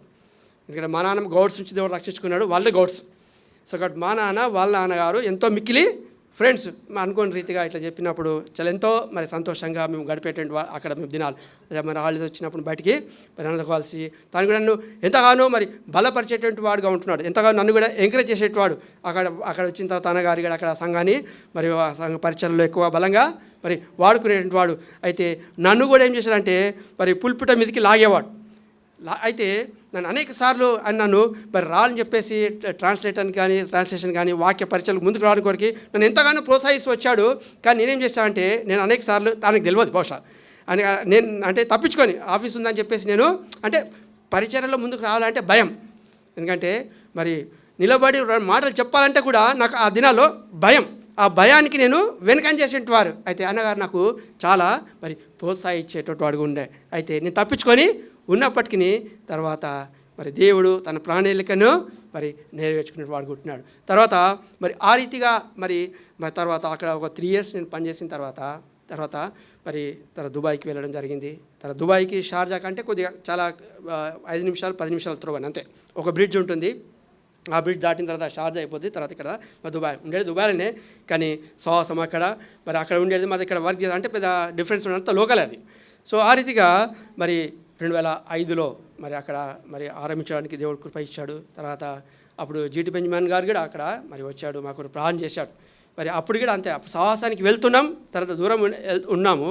అంటే పరిచర్యలో మాత్రము ముందుకు లేకుండా సాహసానికి మాత్రమే అని నేను అనుకునేటువంటి వాని. అయితే దేవుని యొక్క ప్రణాళిక వేరు. అక్కడ ఉన్నటువంటి ఆ యొక్క ఎల్డర్స్ కూడా ఏమన్నారంటే మరి వాళ్ళు ఏమన్నారంటే నువ్వు అక్కడ హైదరాబాద్ హెబ్రోన్ అంటే కొద్దిగా మంచిగా రెస్పెక్ట్, ఎందుకంటే హెబ్రోన్ కదా, మరి స్థానిక హెబ్రోన్ నుంచి వచ్చినారు కాబట్టి మీరు రావాలి బ్రదర్, ముందుకు రండి, పాటలు పాటికి రండి, వాయిద్యాలు వాయించరండి, తర్వాత మీరు అంటే మళ్ళీ అంటే ముందుకు అంటే అప్పటికే పోయినప్పుడు ఇక్కడ కొన్ని పరిస్థితులు అటు ఇటు ఉన్నాయి. సో కాబట్టి మా ఇంట్లో కూడా వాళ్ళు ఏమన్నా అంటే అరే ఎక్కడికైనా పోవాలి కానీ హెబ్రోన్ మందిరానికి పోవద్దని వాళ్ళు. ఎందుకంటే మరి చూస్తుండగా మన మీద ఒకటి ఇక అది చెప్పకూడదు మాటలు మన మీద అవి పెట్టేస్తున్నారు. సో కాబట్టి ఇక వద్దు అని అనుకునేవాని. కానీ జీటీ బెంజమిన్ గారు అప్పుడు 2005లో అప్పుడు మళ్ళీ మా నాన్న నాతో మాట్లాడిన తర్వాత ఎక్కడి నుంచి జనరల్గా వేరే దేశానికి వెళ్ళినప్పుడు మీ ఊరు ఎక్కడ, మా ఊరు ఎక్కింది, మీ పేరెంట్స్ ఎవరు అన్నప్పుడు మళ్ళీ లింక్ కలుస్తుంది. మా నాన్నగారి పేరు చెప్పిన తర్వాత అరే మీ నాన్న నేను ఇద్దరు బొంతలో పండుకొని సేవ చేసిన దినాలు రామయ్య అన్నాడు. బొంతలు అప్పుడు బొంతలే కదా, ఇప్పుడు అంటే బెడ్స్ కదా కాట్స్ ఉన్నాయి. ఆ దినాల్లో మీ నాన్న నేను అరే నువ్వు మీ నాన్న కొడుకు రా ఎందుకంటే అని అట్లా చేసి అట్లా నన్ను ఎంతగానో ప్రేమించాడు చేసి అక్కడ స్థానికంగా ఉన్నటువంటి ఆ ఎల్డర్తో చెప్పేటప్పుడు తిమోతి అంకుల్ కూడా మరి వచ్చాడు. 2002లో మరి తిమోతి అంకుల్ గారికి మొట్టమొదటి వీసా తీసి అక్కడ దుబాయ్కి పిలిపించింది నేను. ఎందుకంటే అప్పుడు అక్కడ ఎల్డర్ గారు దుబాయ్లో ఏం చేశారంటే మరి ఎవరైనా మంచి సేవకుడు ఉంటే ఇక్కడికి పిలిపించండి, మరి ఫిలమోను ఇండియాలో హైదరాబాద్ ఎక్కువ కాబట్టి సో ఎక్కువ సేవకులు నీకు తెలిసి ఉంటుంది కదా, మరి ఎవరిని పిలిపిస్తామని అంటే సరే అంకుల్ నేను మొట్టమొదటిగా ట్రాన్స్లేషన్ చేశాడు బక్సింగ్ గారికి తిమోతి అంకుల్ బాగుంటుంది అంకుల్ అని అంటే సరే నువ్వు మాట్లాడని చెప్పినప్పుడు సో మరి అప్పుడు గుంటూరులో పనిచేస్తున్నాడు. గుంటూరుకి వెళ్ళి అంకుల్తో మాట్లాడినా, అంకుల్ మీరు ఒకసారి దుబాయ్ రావాలంటే అరే నాకెందుకురా దుబాయ్, ఇదేమా నాకెందుకురా అంటే నా దగ్గర పాస్పోర్ట్ కూడా లేదు అంటే అప్పుడు చెప్తే చేసిన తర్వాత మరి వాళ్ళతో మాట్లాడి తర్వాత అప్పుడు ఎల్డర్ అంకుల్తో మాట్లాడి పిలిపించడం జరిగింది. అప్పుడు తిమోతి అంకుల్ అదే అంటున్నాడు, అరే నువ్వు ఎబ్రో నుంచి వచ్చినావు రా, నువ్వు యవనొస్తే నీకు అనేకమైన అనుభవాలు నీకు తెలుసు, నువ్వు పరిచర్యలో ముందుండాలి కానీ నువ్వు వెనక్కిపోతావు, నువ్వు అక్కడ ఎల్డర్ కూడా నాన్న అనేవాడు. తర్వాత బ్రదర్ వస్తలేడు పరిచర్యకు ముందుకు వస్తలేడు మీరు చెప్పండి అని అంకుల్ తిమోతి గారికి చెప్పాను. అలా అదే అన్నాడు, అరే అంకుల్ నువ్వు సహకరించరా పరిచర్యకు అంటే నాకు అన్నీ కావాలంటే ఏ పనిని చేస్తా కానీ పరిచర్యలు మాత్రం ముందుకు పోను. అయితే దేవుడు మరి ఆ దాసుని ద్వారా మరి ప్రార్థన చేస్తూ వచ్చారు. తర్వాత మళ్ళొకసారి 2005లో మరి బిజిటి బెంజమిన్ గారు వచ్చాడు. జీవిటమి గారు వచ్చేసి అప్పుడు మాకు చేయబెట్టి ఇద్దరికి అప్పుడే 2005లో నా మ్యారేజ్ అయింది. సో అప్పుడు ఆ మాసంలోనే వీళ్ళు వచ్చినప్పుడు చేయబెట్టి ప్రార్థన చేసినప్పుడు నిజంగా దేవుని యొక్క బలము, దేవుని యొక్క మరి ఆ ప్రసన్నత మరి నేను వద్దని దూరం అయినప్పటికీ దేవుడు అందుకే పెద్దలు అభిషేకించి ప్రార్థన చేసినప్పుడు గొప్ప కార్యము దేవుడు చేస్తాడు. దేవుడు మరి ఆ రోజు ఆ సంవత్సరం నుంచి పరిచర్యలో మరి అప్పుడు మా ఇంట్లో కొంతకాలము పరిచర్య ఆరంభించిన తర్వాత మరి అనేకులు పక్క వాళ్ళని పిలిచి తర్వాత లేబర్ క్యాంపులో ఉన్నటువంటి వారు తర్వాత ఇండ్లలో పనిచేసిన వాళ్ళని దర్శించి వీళ్ళు దర్శించడం. సో ఆ రీతిగా మరి మా ఇంట్లో కొద్దిగా మెల్లిగా అట్లా ఆరంభించడం జరిగి వాళ్ళు ప్రోత్సాహపరిచి అట్లా వాక్యం చెప్పి అట్లా మనుషులు అయిన తర్వాత మా చాప్లిన్స్లో దేవుని మరి మందిరంలో ఆ రీతిగా పనిచేయటకు దేవుడు తన కృపనిస్తూ వచ్చిన వాడుగా ఉంటున్నాడు. సో ఆ రీతిగా అనుకోని రీతిగా దేవ సేవకులు రావడము, బ్రదర్ నెవిల్ జయసుందర గారు కావచ్చు, తర్వాత ఎడి విలియమ్స్ అంకుల్, తర్వాత పాల్ జేకబ్ గారు పునః నుంచి ఆ రీతిగా ఇక దేవుని మందిరంలో దేవుని సన్నిధి ఉందంటే ఇక అందరూ మరి హెచ్కేఎల్ పంజాబ్ నుంచి ఆ హెచ్కేఎల్ అతని ఆంధ్ర ప్రభుదాస్ గారు సేవకుడిగా తెలుసు అనుకుంటా మీకు. సో అతన్ని కూడా వీళ్ళందరూ అక్కడ నేను స్టూడెంట్గా ఉన్నప్పటి నుంచి నాకు చాలా ఫ్రెండ్స్గా ఉన్నారు కాబట్టి అక్కడ పరిచయం ఆరంభించిన దినాల్లో వీళ్ళందరినీ నేను ఇన్వైట్ చేసేవాడిని ఒకరొకరి. సో ఒకరొకరు వచ్చేయాలి ఇంట్లో 15 రోజులు 15 డేస్ అట్లా ఉంటుంటే ఆ సంతోషం. నేను 2089 సంవత్సరంలో నెవిల్ గారు తన వాక్యం చెప్తా ఉంటున్నాడు, యవనస్తుడా నువ్వు ఏ దేశం అయినప్పటికీ నువ్వు ఎక్కడ పోయినప్పటికీ దేవుని సాహసమును నువ్వు వదలకూడదు అని గట్టిగా వాక్యం చెప్తుంటున్నాడు. నెక్స్ట్ డే రోజు నా ఫ్లైటు, ఆ రోజు మరి వాక్యం చెప్తుంటున్నాడు. ఆ వాక్యము నా చెవిలో రింగిమంటుంది.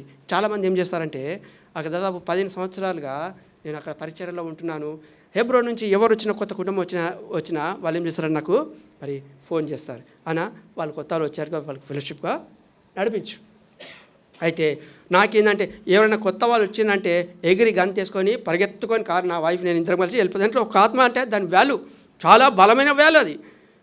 ఒక్క ఆత్మ వచ్చిందంటే పరిగెత్తుకొని ఎంత దూరం ఉన్నా 100 కిలోమీటర్లు 50 కిలోమీటర్లు కారు వేసుకొని పోయి వాళ్ళకి తీసుకొని రావాలా. తర్వాత కూడికి అయిపోయిన తర్వాత వాళ్ళ ఇంటికి డ్రాప్ చేసి వచ్చేవాడిని. నా కారు కూడా దేవునిక బిడ్డల కొరకు వాళ్ళు అవసరం పడితే పిల్లల్ని ట్యాక్సీలో పంపించేసి 5-6 మంది ఎవరైతే వాళ్ళందరినీ డ్రాప్ చేసుకుంటా వెళ్ళిపోయింది. ఎందుకంటే మస్కట్లో ఆ ఎరిక్ బ్రదర్ అని చెప్పాను కదా, ఆ బ్రదర్ అలా చేసేవాడు. వాళ్ళని చూసి ఆ పరిచర్యను అందుకే దేవుని యొక్క పని కదా, దేవుని యొక్క పని దేవుని కొరకు నీవు నేను కూడా ఏ రీతిగా ఉంటున్నాం. దేవుని మందిరానికి వచ్చావు, మన పని అయిపోయింది అట్లా వెళ్ళిపోతూ ఉంటుంటే దేవుని యొక్క మందిరం పని ఎప్పుడు అభివృద్ధి చెందుతుంటుంది. ఎందుకంటే మరి దేవుని యొక్క పనిలో నువ్వు నేను కూడా మరి బలంగా మరి వాడబడే వారంగా ఉండాలి. ఆ అబ్రహాం ఎరిక్ అని ఆ యొక్క మస్కట్లో మరి వాళ్ళు దేవుని మందిరం కొరకు వాళ్ళు ఎంతగానో వాళ్ళు పాటు పడుతూ వచ్చారు. వాళ్ళకి బిడ్డలు లేకుండే. అయితే 18 సంవత్సరముల తర్వాత పాప పుట్టింది. పిల్లరా అయితే ఆ పాప జార్జియాలో తన ఎంబీబీఎస్ కంప్లీట్ చేసింది. తర్వాత అనుకోని రీతిగా నేను గత కొన్ని రోజుల క్రిందట నేను శ్యామ్ నగర్ మౌంట్ హెర్మోన్ తెలుసా అండి, అక్కడ బ్రదర్ వాళ్ళు నాకు పరిచయం పిలిచారు. అక్కడ పిలిచిన తర్వాత అన్న ఎన్ని మెసేజ్లు అంటే 2 మెసేజ్లు అన్నారు. మళ్ళీ పోయిన తర్వాత 3 మెసేజ్లు అని చెప్పారు. సో మళ్ళీ అక్కడ అదే.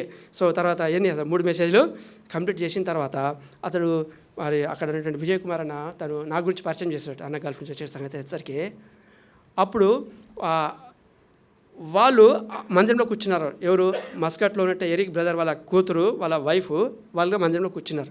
వాళ్ళు కేరళ వాళ్ళు, వాళ్ళు బాంబే వాళ్ళు. తర్వాత వాళ్ళు మస్కట్లో ఉండేవాళ్ళు. అయితే వాళ్ళ కూతురు జార్జియాలో ఎంబీబీఎస్ కంప్లీట్ అయిపోయింది. దాని ఎగ్జామ్ హైదరాబాద్లో రాయడానికి కొరకు వచ్చారంట. దాని Indian exam Indian council IME రాయడానికి ఇక్కడ వచ్చారు. అయితే దాని ప్రిపరేషన్ కూడా 2 months కోచింగ్ తీసుకోవడానికి వాళ్ళు అక్కడ వచ్చారు. కాబట్టి స్థానిక మందిరానికి కొరకు వాళ్ళు వచ్చారు. అయితే వాళ్ళని చూసిన తర్వాత 10 సంవత్సరాల గ్యాప్ ఉంది నాకు. ఇప్పుడు ఆ 10 సంవత్సరాల గ్యాప్లో అప్పుడు చాలా సన్నగా ఉండేవాడిని. అయితే వాళ్ళకి ఆ డౌట్ వస్తుంది, నేనైనా వారు కదా. ఫిలోమన్ అయితే 100% ఈయనే. అంటే అప్పట్లో వాళ్ళు కూడా నన్ను పరిచయం చేయడానికి కొరకు మస్కట్లో ఇమానిల్ అన్న తర్వాత వీళ్ళు బలంగా ప్రయత్నం చేసేవారు.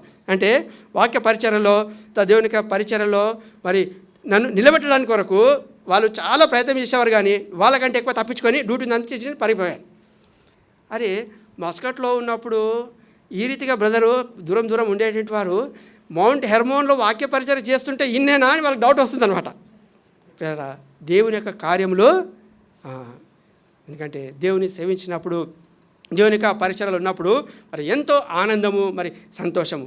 అయితే అప్పుడు ఆ సిస్టర్ కలిసి చెప్తుంది, ఫిలోమోన్ నువ్వేనా ఆ రోజు అన్న నిన్ను గురించి ఎంత ప్రయత్నం చేసినప్పుడు ఎంత తప్పించుకొని పోయేవారు, ఈరోజు అసలు నువ్వు వాక్యము పరిచయం చేస్తూ ఉంటుంటే ఆ మౌంట్ హెర్మోన్లో అసలు నమ్మలేకపోతున్నా పిల్లారా. అయితే నేను అడిగిన పాప ఎవరంటే పాప కూతురు, నువ్వు వెళ్ళొచ్చావు కదా. అప్పుడు 3 years అక్కడ చేసినారు. నేను మళ్ళీ దుబాయ్కి మూవ్ అయిపోయినాను. సో అప్పుడు నువ్వు అక్కడ వెళ్ళిగానే దేవుడు బిడ్డనిచ్చాడు. ఇప్పుడు ఈ బిడ్డ MBBS అయిపోయింది. అప్పుడు తల్లి కంటే ఇక్కడ పెద్దగా అయిపోయినారు. నా బాబు కూడా అప్పుడు నేను సింగిల్గా ఉన్నా. వాళ్ళు నా పిల్లలు చూసిన తర్వాత అంటే చూడండి, సహవాసములో అన్నట్టు గొప్పతనం. మనం సహవాసం ఉన్నప్పుడు దేవుడు ఎక్కడ ఉన్నప్పటికీ దేవుడు మరి మనల్ని మరి భద్రపరుస్తూ మనను మరి కలుపుతూ వచ్చిన వాడు ఉంటున్నట్టు పిల్లారా.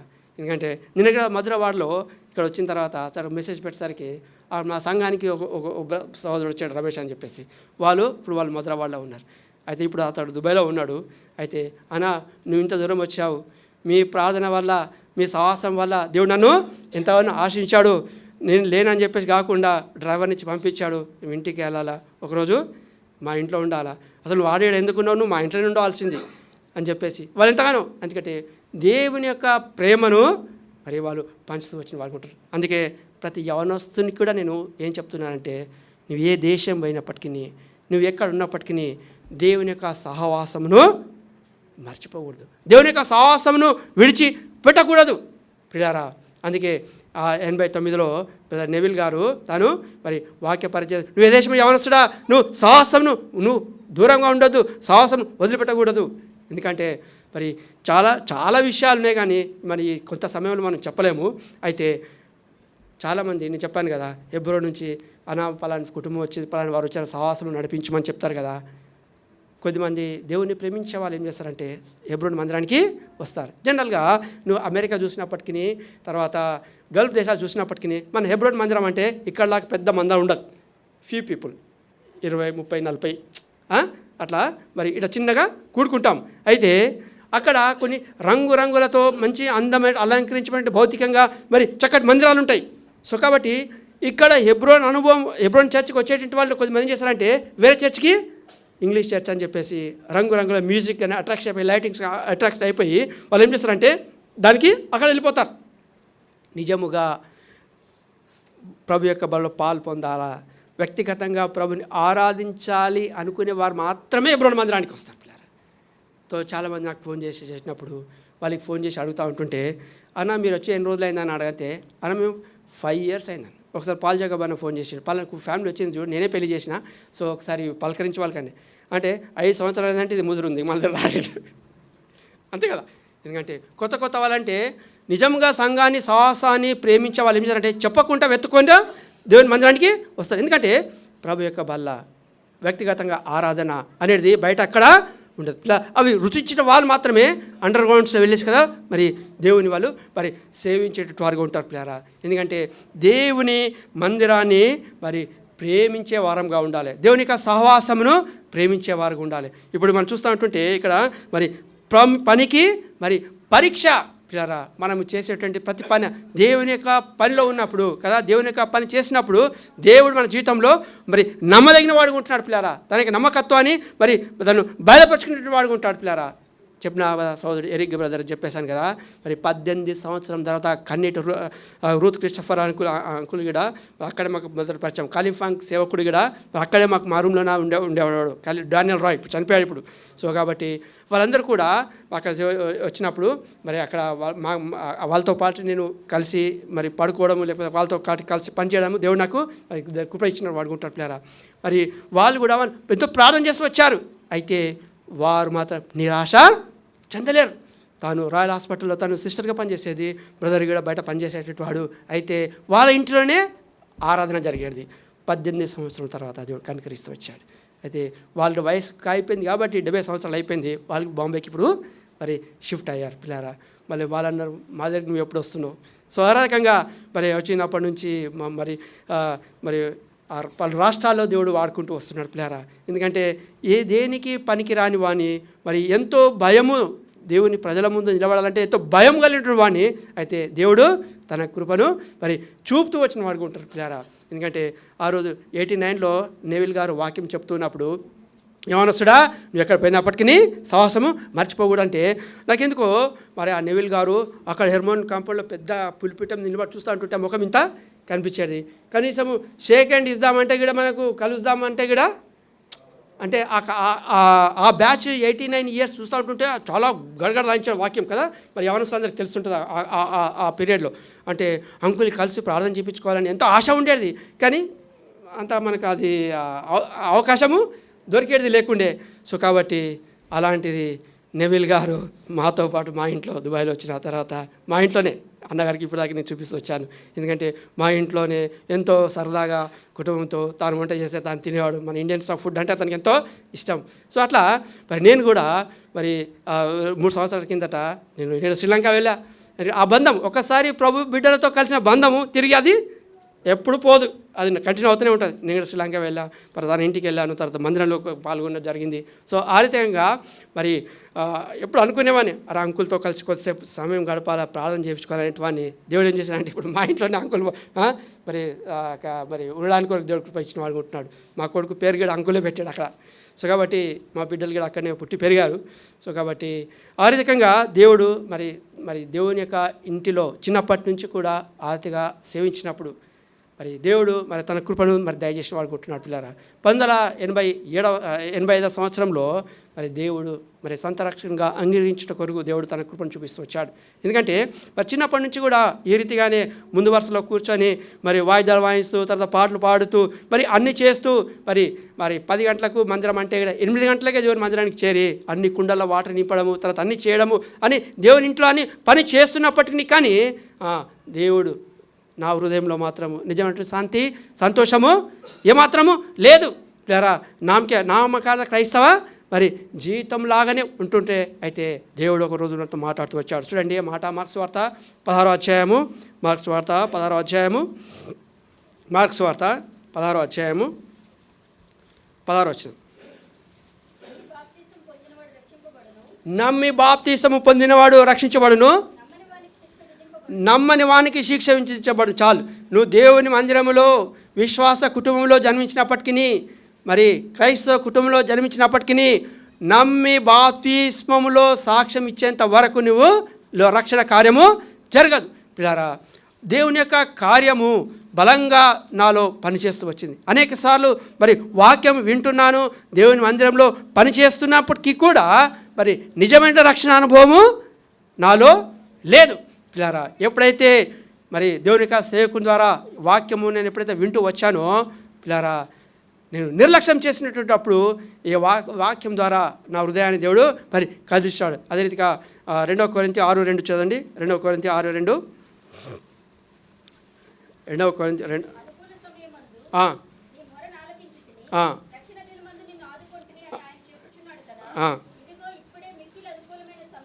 ఇదిగో ఇప్పుడే మిక్కిలి అనుకూల సమయము. అది రేపటి దినము నీది కాదు. పిల్లారా, దేవుని వాక్యాన్ని నేను వింటున్నాను కానీ నిర్లక్ష్యం చేస్తున్నాను. కానీ దేవుడు ఈ 2 వాక్యాల ద్వారా నా హృదయాన్ని మరి తాకుతూ వచ్చాడు. ఎంతకాలము ఆ రీతిగానే వచ్చి నువ్వు ఆ రీతిగా నువ్వు వెళ్ళిపోతే ఏమాత్రము లాభం లేదు. పిల్లారా, క్రైస్తవ కుటుంబంలో నువ్వు పెట్టినప్పటికీ, మరి క్రైస్తవ పేరు పెట్టుకున్నప్పటికీ ఆ పేరు ఆ కుటుంబం నేను రక్షించదు. ఎప్పుడైతే యేసుక్రీస్తు ప్రభువారు, ప్రభా నువ్వు నా కొరకై నువ్వు ఈ లోకంలో వచ్చావు, మరణించి సమాధి చేయబడి తిరిగి లేచావు, ప్రభా నా పాపలన్నీ తీసిపోయి నీ రక్తం నన్ను కడుగు అని దేవుడు సంత ప్రార్థించినప్పుడు దేవుడు మరి ఎంతో 85వ సంవత్సరంలో 10వ తరగతి చదివేటప్పుడు 10th క్లాస్ చదివేటప్పుడు దేవుడు నన్ను మరి ముట్టాడు. నాకు హృదయం ఎంతగానో తేలిక అయిపోయింది. నా పాపాలు క్షమించబడ్డాయి. పిల్లారా, ఆ రోజు నుండి ఈ రోజు వరకు ప్రభుపై ఆధారపడుతుంటున్నాను. ఎప్పుడు నా శారీరకమైన తల్లిదండ్రుల మీద నేను ఎప్పుడూ ఆధారపడలేను. 10th క్లాస్ అప్పుడు అంటే నేను నా కంప్లీట్గా దేవుడు నా హృదయాన్ని మార్చినప్పుడు, నా పాపాలని క్షమించబడే నిశ్చిత కలిగినప్పుడు, బాప్తిసంలో సాక్ష్యం ఇచ్చిన దినం తెల్లారి నుండి మరి ఎంతో ఆనందముతో మరి దేవుని యొక్క పనిలో మరి ముందుకు సాగుతూ ఉన్న దినాల్లో నిజంగా మరి ఏ విషయంలో కూడా నా తల్లిదండ్రులను నేను ఆధారపడలేను. అయితే ప్రభువా నా చదువు అయిపోయిన తర్వాత నేను ఫారెన్ పోవాలి ప్రభువా అని ప్రార్థిస్తూ వస్తున్నాను. అయితే అప్పుడు హైదరాబాద్లో నేను సాంఘీ నగర్లో సాంఘీ ఇండస్ట్రీస్ అని ఒకటి చాలా ఫేమస్ కంపెనీ అది. సో అందులో పనిచేస్తూ వచ్చాను. తెలుసండి సాంఘీ నగర్, సాంఘీ ఇండస్ట్రీస్ తెలియదు. సో ఆ కాలంలో అది చాలా పెద్ద కంపెనీగా ఉంటుంది. అయితే అక్కడి నుంచి మరి నేను ఫారెన్ పోవాలని చెప్పేసి నేను ఎంతగానో ఆశపడుతుంటున్నాను, ప్రార్థన చేస్తున్నాను. ఎందుకంటే ఎవరి పేరుని ఆధారపడేవాని కాదు, డబ్బులు అవసరం అంటే కూడా మా పేరెంట్స్కి నేను అడిగేవాని కాదు. అయితే ప్రార్థన చేసినప్పుడు దేవుడు సమస్తము మరి సమకూర్చి వస్తున్నాడు. అయితే ప్రభువా నేను ఫారెన్ పోవాలి, ఒకటే ఫారెన్ పోవాలి, అది కూడా ప్రభువా ఒక్క పైసా కూడా నేను ఖర్చు పెట్టవద్దు. అర్థమైందండి? యవనస్తులు జ్ఞాపకం పెట్టుకోండి. ₹1 నా జేబు నుంచి పెట్టకూడదు. బట్ నేను పోవాలి ఫారెన్. ₹1 లేకుంటే బస్ ఎక్కలేవు. నువ్వు ఫారెన్ ఎట్లా పోతావు, ఫ్లైట్ ఎక్కుతావు. బట్ విశ్వాసం అది ఆ దినాల్లో నా విశ్వాసం. ఎందుకంటే అన్యుడు మా కంపెనీలో అతడు అన్యుడు శేఖర్ అని అటు సింగపూర్ పోయాడు. నేను ఎందుకు పోకూడదు? అన్యుడు విగ్రహాధికుడు, బట్ అతడు వెళ్ళాడు ఫ్రీగా, నేను ఎందుకు పోదు ప్రభు అని ఆక చిన్నతనములో. అందుకే మొదటి ప్రేమ ఏ రీతిగా ఉంటుంది, మొదటి విశ్వాసము ఏ రీతిగా ఉంటుంది. అందుకే మన ప్రేమకు పరీక్ష, విశ్వాసమునకు పరీక్ష. ఆరంభ దినాల్లో ప్రభుని ఏ రీతిగా సేవించావు, ఆరంభ దినాల్లో ప్రభుని ఏ రీతిగా ప్రేమించావు, ఈరోజు ఉందా? అందుకే పౌలు గారు చెప్తుంటున్నాడు, నా విశ్వాసమును నేను కాపాడుకుంటున్నాను. ప్రియులారా, అయితే మరి ఆ దినాల్లో మరి దేవుడు సాయం చేస్తూ వచ్చాడు. ప్రార్థన చేస్తున్నాను. అయితే తర్వాత దేవుడు నాకు మొట్టమొదటిగా కొరియా నుంచి ఆఫర్ తీసుకొచ్చాడు. కొరియా నుంచి, శాంసంగ్ హెవీ ఇండస్ట్రీస్ నుంచి 1989వ సంవత్సరంలో నేను బాంబేకి వెళ్ళి, అప్పుడు మరి ఇక్కడ హైదరాబాద్లో అంతా ఏజెంట్స్ లేరు. ఇంటర్వ్యూస్కి అటెండ్ చేయాలంటే, గల్ఫ్ పోవాలన్నా, ఫారిన్ కంట్రీస్కి పోవాలనుకుంటే కదా మరి బాంబేనే మెయిన్ కదా ప్లేస్. మరి బాంబేకి వెళ్ళి తర్వాత మరి బాంబేలో ఒక 2 రోజులు ఉండి తర్వాత అన్ని ఇంటర్వ్యూస్కి అటెండ్ చేసి తిరిగి రావాలా. ఒకటే పట్టు, ఫారెన్ పోవాలా, పైసలు లేకుండా. నా పట్టు పైసలు లేకుండా ఫారెన్ పోవాలి. అయితే నిజంగా మరి దేవుని యొక్క సన్నిధిలో ఈ షరతు పెడుతూ వచ్చాను. తర్వాత మరి దేవుని సేవిస్తూ వచ్చాను, ప్రార్థనపై ఆధారపడుతూ వచ్చాను. అయితే ఒకరోజు మరి బాంబేలో ఇంటర్వ్యూ ఇచ్చాను. మస్కట్ కొరకు వాళ్ళు ఏం చేశారంటే నన్ను వాళ్ళు సెలెక్ట్ చేస్తూ వచ్చారు. తర్వాత మరి వాళ్ళు ఏమనంటే, మీరు మరి దీనికి ఇంత ₹1,00,000 కట్టాలా అని చెప్పారు. 1,00,000 కాదు, ₹10 నేను కట్టలేను, నేను రానని చెప్పేస్తే వాళ్ళు ఏం చేశారంటే నా డీటెయిల్స్ అన్నీ అక్కడ ఉన్నటువంటి మరి కంపెనీస్ పంపిస్తే వాళ్ళు మళ్ళీ వాళ్ళకి ఇంట్రెస్ట్ ఉంది కాబట్టి వాళ్ళు ఏం చేశారంటే, మీరు రండి, మీరు వచ్చిన తర్వాత మీకు టికెట్ రీఎంబర్స్మెంట్ చేస్తాము, రండి అని చెప్పారు. రమ్మని చెప్తే కూడా నేను అక్కడ నేను రాను, తర్వాత మీ రీఎంబర్స్ నాకు అవసరం లేదు, నాకు ఫ్రీగా పోవాలి ఇక్కడ నుంచి అంతే. వాళ్ళు అంటారు, నువ్వు పిచ్చోడివా, వాళ్ళు పంపిస్తామంటారు టికెట్, మీరు వెళ్ళిన తర్వాత రీఎంబర్స్మెంట్ చేస్తామంటున్నారు, ఆ కాలంలో రీమేర్స్ అంటే ఇక్కడ మనకు తెలియదు. అంటే చెప్తున్నాను ఆ దినాలు పిల్లారా. అయితే వాళ్ళు ఏం చేశారంటే చివరికి వాళ్ళు మరి PTA పంపించారు, ప్రీ ట్రావెల్ టికెట్ అరేంజ్మెంట్. వాళ్ళే కనుక్కొని విధి విధానాలు ఎయిర్లైన్స్తో మాట్లాడి వాళ్ళు ఏం చేశారంటే వాళ్ళు ఒకటే చెప్పారు, మీ నియరెస్ట్ ఇండియన్ ఎయిర్లైన్స్కి వెళ్ళి నీ పేరు చెప్పు, నీకు టికెట్ ఇస్తారు చేతలా అని చెప్పారు. దేవుని కార్యాలు.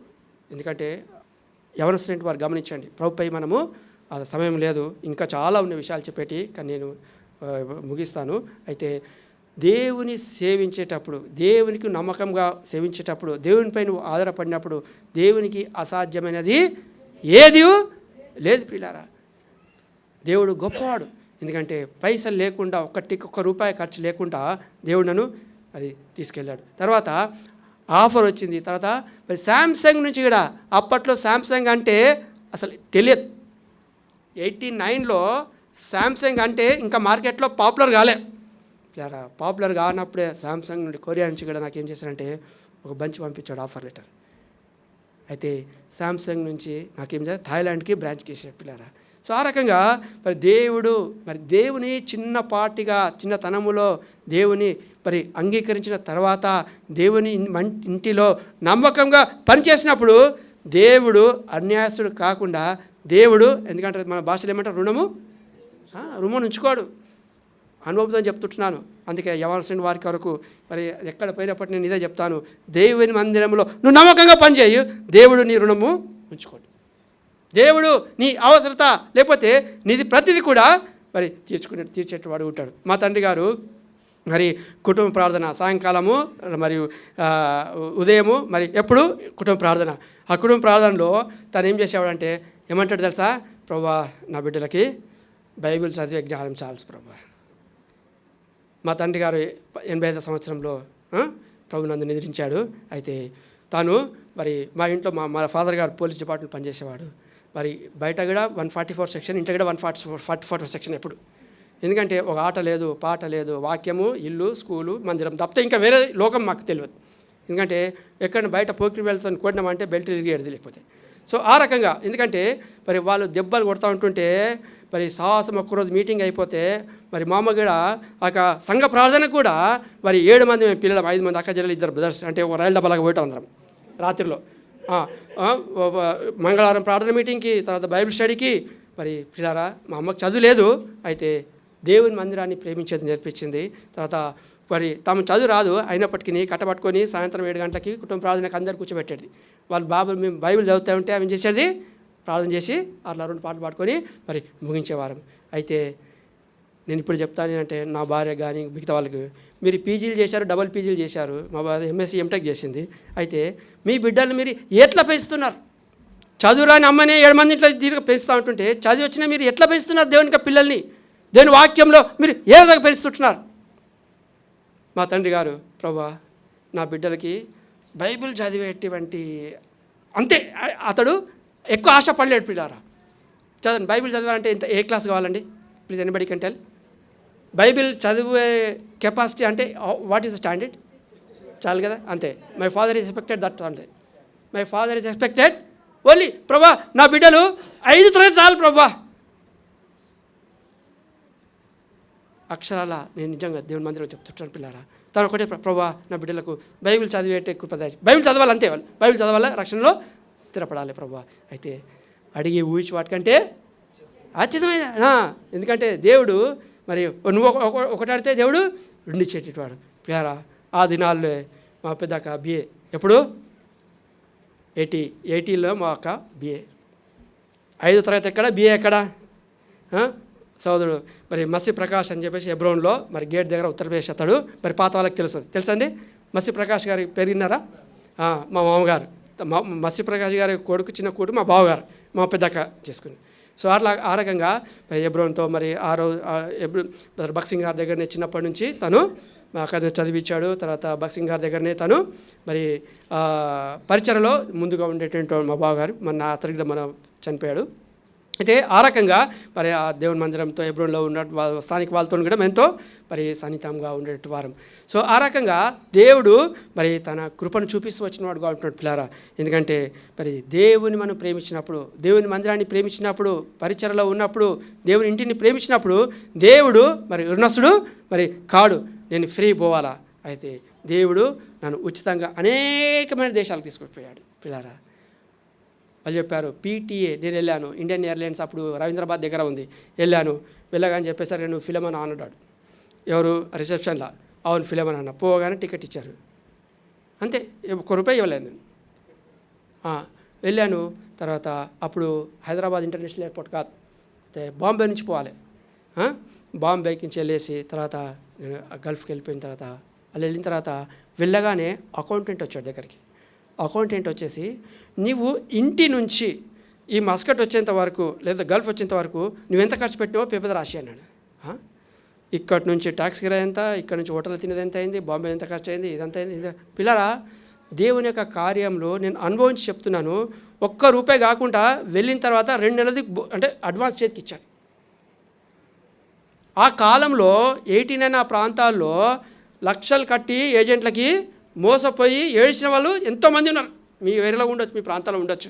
కానీ నమ్మదగిన దేవుడు నా జీవితంలో చిన్నతనంలో దేవుడు రక్షించుకొని చిన్నతనంలోనే ఫారెన్ విదేశాలు తీసుకెళ్ళి అక్కడ స్థిరపరిచి మరి దేవుడు ఏం చేశాడు, ఒక ఇంజనీర్గా తీసుకెళ్ళి దేవునికి సేవకునిగా తీసుకొచ్చాడు. అది గొప్ప ధాన్యత. ఎంతోమంది వస్తున్నారు, వచ్చిన తర్వాత అక్కడ లోకంలో రంగుల ప్రపంచంలో కలిసిపోతున్నారు. నాకు ఎంతమంది సేవకు ఒకసారి తిమోతి అంకుల్ ఫోన్ చేశాడు, రాత్రి 2 గంటలకు చేశాడు. అరే ఒక ఫ్యామిలీ వస్తుందా, లాస్ట్ ఇయర్లో పోతున్నారు, లేకపోతే వాళ్ళ హస్బెండ్ వచ్చారు, కొద్దిగా సంవత్సరం నడిపించరా అని చెప్తా అంటుంటే నేను ఒకటే వాళ్ళు ఎంతకాలంతో వచ్చారు అనుకున్నాం నా మనసులో. కొత్త వాళ్ళు అయితే వస్తారు, పాతలు అయిపోతే ఇక రంగుల ప్రపంచానికి అలవాటు పడి. ఎందుకంటే ఎంతోమంది ఇక్కడి నుంచి హెబ్రోన్ సాహసం అని చెప్పుకొని వచ్చేవాడు కదా, మరి ఎంతోమంది మరి వేరే సాహసంలో కలిసిపోయిన వారు ఉంటారు. ఎందుకంటే they're attract in the music, they're attract in the lighting, they're attract in the physical the church. అయితే పిల్లారా, నమ్మకంగా దేవుని సేవించేవారు దేవునికి నిజమైన ఆరాధకులు దేవుడు మరి కోరుతుంటాడు. పిల్లారా, మరి నేను గల్ఫ్కి వెళ్ళే ముందు, ఫారెన్కి వెళ్ళే ముందు నేను ఇంకో చెప్పి ముగిస్తాను. 88లో నేను నాందేడ్ మహారాష్ట్రలో పని చేయడానికి దేవుడు కృప ఇచ్చాడు. సో అక్కడ వెళ్ళిన తర్వాత మరి సండే వస్తుంది, నేను ఆరాధనకు పోవాలి. మళ్ళీ ఆరాధనకు పోవాలని చెప్పేసి దేవుని మందిరానికి కొరకు నేను చూస్తూ వస్తున్నాను. అయితే వాళ్ళకి అడిగిన తెలుగు రాదు కదా, అంతా మహారాష్ట్ర కదా, మరాఠీ. అయితే ఆదివారం అంటే నేను శనివారం నుంచి దేవుని మందిరం వెతుకుతున్నా, ఎక్కడ పోవాలని చెప్పేసి. అయితే వాళ్ళు ఏం చేసేటట్టు, అరే ఇక్కడ పెద్ద చర్చ్, అది మెథడిస్ట్ చర్చ్. నేను చెప్పిన ఇది మన చర్చ్ కాదనుకున్నా. వాళ్ళు ఇంకోటి అడుగుతూ ఉంటుంటే ఇంకోటి చెప్పారు, అదే పెంతకోస్తు చూపించారు, అది కూడా కాదనుకున్నా. అబ్బా మళ్ళీ వెతుకుతా ఉంటుంటే ఇక ఊర్లో ఇక్కడ ఒక చర్చ్ అని చెప్పించాడు. అయితే అది గుడిసే, అయితే 100% ఇది మనది అవుతుంది అనుకున్నా. ఇక అయితే అది గుడిసే. అయితే ఇక్కడ ఎవరు వెళ్ళారు అని చెప్పేసి రాత్రి 10 అవుతుంది పిల్లరా, 88 ప్రాంతాలు అనుకుంటా. అయితే ఆదివారం నాడు దేవుని మందిరానికి పోవడానికి కొరకు నేను శనివారం నుంచి వెతుకుతున్నా. నేను పోవాలంటే ఉన్న ప్రాంతాల్లో పెద్ద చర్చిలు ఉన్నాయి, అక్కడ మెథడిస్ట్ చర్చ్ అని, సిఎస్ఐ చర్చ్ అని ఉన్నాయి. కానీ పిల్లరా, నేను ఆరంభ దినాల్లో గల్ఫ్లో ఫారెన్ వెళ్ళిన తర్వాత కూడా ఆ మందిరంలో వెళ్ళినప్పుడు 10 నిమిషాలు మాత్రం ఆనందంగా ఉంటుంది. ఎందుకంటే పెద్ద ఏసీ కట్టడాలు, రంగురంగులు, అది 10,000 మంది ఆరాధికులు ఉంటారు. కానీ ఆ వాక్యం, ఆ పాటలు వింటుంటే గంతులేసి స్తోత్రం చేతులు ఎత్తి అల్లరి చేస్తూ ఉంటుంటే గుండెలు భయం వేసేది. మళ్ళీ పోలేను. అంటే 10 నిమిషాలు సంతోషమే. ఎప్పుడైతే సహవాసాన్ని కనుక్కున్నానో, ఆరాధించే ప్రభు యొక్క పాలు పొందానో, ఎక్కడ లేని ఆనందం అరసు. అయితే ఆ మహారాష్ట్రలో మరి ఆ భోస్లే బ్రదర్ అని చెప్పేసి చెప్పారు. ఆ భోస్లే బ్రదర్ ఎక్కడ ఉంటా అంటే రాత్రి 10 గంటలకు ఇంటికి వెళ్తే అప్పుడు చెప్పాడు, బ్రదర్ ఇది మందిరం ఎక్కడంటే, ఆ బ్రదర్ అది హెబ్రోన్ మందిరం అని చెప్పాడు. అమ్మ హెబ్రోన్ మందిరం దొరికిందా అనుకున్నా. అయితే రేపు ఎప్పుడు అన్నాను, అరే రేపు 10 గంటలకు కూడుకుంటాం బ్రదర్ అని చెప్పేసి. అప్పుడు అక్కడి నుంచి తిరిగి నేను గెస్ట్ హౌస్కి వెళ్ళేసరికి రాత్రి 1 తెల్లవారు మళ్ళీ నేను ట్యాక్సీ తీసుకొని అక్కడ మందిరానికి వెళ్ళినప్పుడు ఆ బ్రదర్ ఏం చేశాడంటే, ఆ భోస్లే బ్రదర్ తలుపు తీశాడు. ఆ తలుపు తీస్తే ఒక పంది, ఒక కుక్క కిటికీ నుంచి పారిపోయినాయి. జ్ఞాపకం చేసుకోండి. నేనుండే పక్కనే మంచి ఏసీ చర్చ్ ఉన్నది. అయినా మరి దేవుని మందిరం కొరకు, ప్రభు యొక్క బల్ల కదా, రొట్టె కొరకు అక్కడ వెళ్ళినప్పుడు అంటే కండిషన్ చూడండి, అక్కడ గుడిసే గుడిసెలో ఇట్లా పరిస్థితి. అప్పుడు ఆనంద్ ప్రభుదాస్ గారు అని చెప్పేసి బిఈ 3వ సంవత్సరం చదువుతున్నాడు అక్కడ. అప్పుడు ఆనంద్ ప్రభుదాస్ వచ్చాడు. అన్నా ఎక్కడ ఇది ఇక్కడ అట్లా పరిచయం అయిపోయింది. సో ఆ రోజు నుంచి ఈ రోజు వరకు సో తమ్ముడుగా తాను కూడా 3 సార్లు గల్ఫ్ అక్కడ మా ఇంటికి పిలిపించారు, అక్కడ పరిచయం చేయించారు అట్లా. సో ఆ రోజు అక్కడ పరిచయం అయ్యాడు అనమాట. అంటే ఇదేంటి ఇట్లా మందిరం ఇట్లా ఉందంటే అది కండిషన్. ఎందుకంటే పేదవాళ్ళు కదా, మరి పేదవాళ్ళు ప్రభుని వాళ్ళు మరి సేవిస్తున్న వారికి ఉంటున్నారు పిల్లరా. ఎందుకంటే నువ్వెక్కడున్నప్పటికీ యవన సహోదరుడా యవన సహోదరి మరి భౌతికమైనటువంటి మందిరాన్ని చూడకుండా సహవాసమును మర్చిపోకూడదు, సహవాసమును విడిచిపోకూడదు. దేవుడు నీ జీవితంలో మరి అనేకమైనటువంటి కార్యములు మరి చేసేటువంటి వాడుగా ఉంటాడు పిల్లారా. ఎందుకంటే ఏం చూసాము, మరి దేవుడు మనను పరీక్షించేవాడుగా ఉంటాడు. మొట్టమొదటిగా ఏం చూసాము, మొట్టమొదటిగా మరి ఇవి మర్చిపోకూడదు చెప్తున్నా, ఫ్రీ టికెట్ కాదు, ఇవి మర్చిపోవద్దు. మొట్టమొదటిగా ప్రేమకు పరీక్ష, తర్వాత రెండవదిగా విశ్వాసమునకు మరి పరీక్ష, మూడోది ఏం చూసాము మన పనికి పరీక్ష, మనం ఏ రీతిగా మరి పని చేస్తున్నాం దేవునిక ఇంటిలో మరి పని చేసినప్పుడు దేవుడు. అందుకే బక్సింగ్ గారు ప్రభా ఈరోజు మరి ఏ రీతిగా నీ కొరకు చేశాను ప్రభా, నీకు ప్రీతికరంగా నేను జీవించానా, నా పని నీకు ప్రీతికరంగా ఉంటుందా, నేను చేసిన బోధ నీకు ప్రీతికరంగా చెప్పి బక్సింగ్ గారు అయిపోయిన పని వెంటనే సాయంకాలము దేవునిక సన్నిధిలో మరి ప్రార్థించేటువంటి వాడుగా ఉంటున్నాడు పిల్లారా. అందుకే మనం చేసే పని మరి దేవునిక ఇంటిలో నమ్మకంగా పని చేసినప్పుడు దేవుడు మరి అన్యాసుడు రుణసుడు కాదు పిల్లారా. ఎందుకంటే దేవుని ఇంట్లో చిన్నతనంలో మరి మా కాలేజ్ అయిపోయిందంటే స్కూల్ అయిపోయిందంటే తర్వాత మందిరంలో ఏదో ఒక పని పిల్లరా. నీళ్ళు ఇప్పుడంటే బోర్ వాటర్ వచ్చి టక్కుని నింపుతాం, పైప్ ఇట్లా పెడతాం. అప్పట్లో కాదు, బోర్ కొట్టి బాయిలు వచ్చేది, తర్వాత మందిరంలో అందరికీ 200 మందికి నీళ్ళు నింపేటువంటి వారు పిల్లరా. దేవుని మందిరంలో నమ్మకంగా పనిచేసినప్పుడు కదా దేవుడు మరి అసలు కాదు. అప్పట్లో నా గవర్నమెంట్ జాబు చాలా 2 కాలేజెస్ వచ్చినప్పటికీ కానీ నేను గవర్నమెంట్ జాబ్ ఎవరు చేస్తాను నాకు ఇష్టం లేదని నేను త్రోసిపుచ్చా.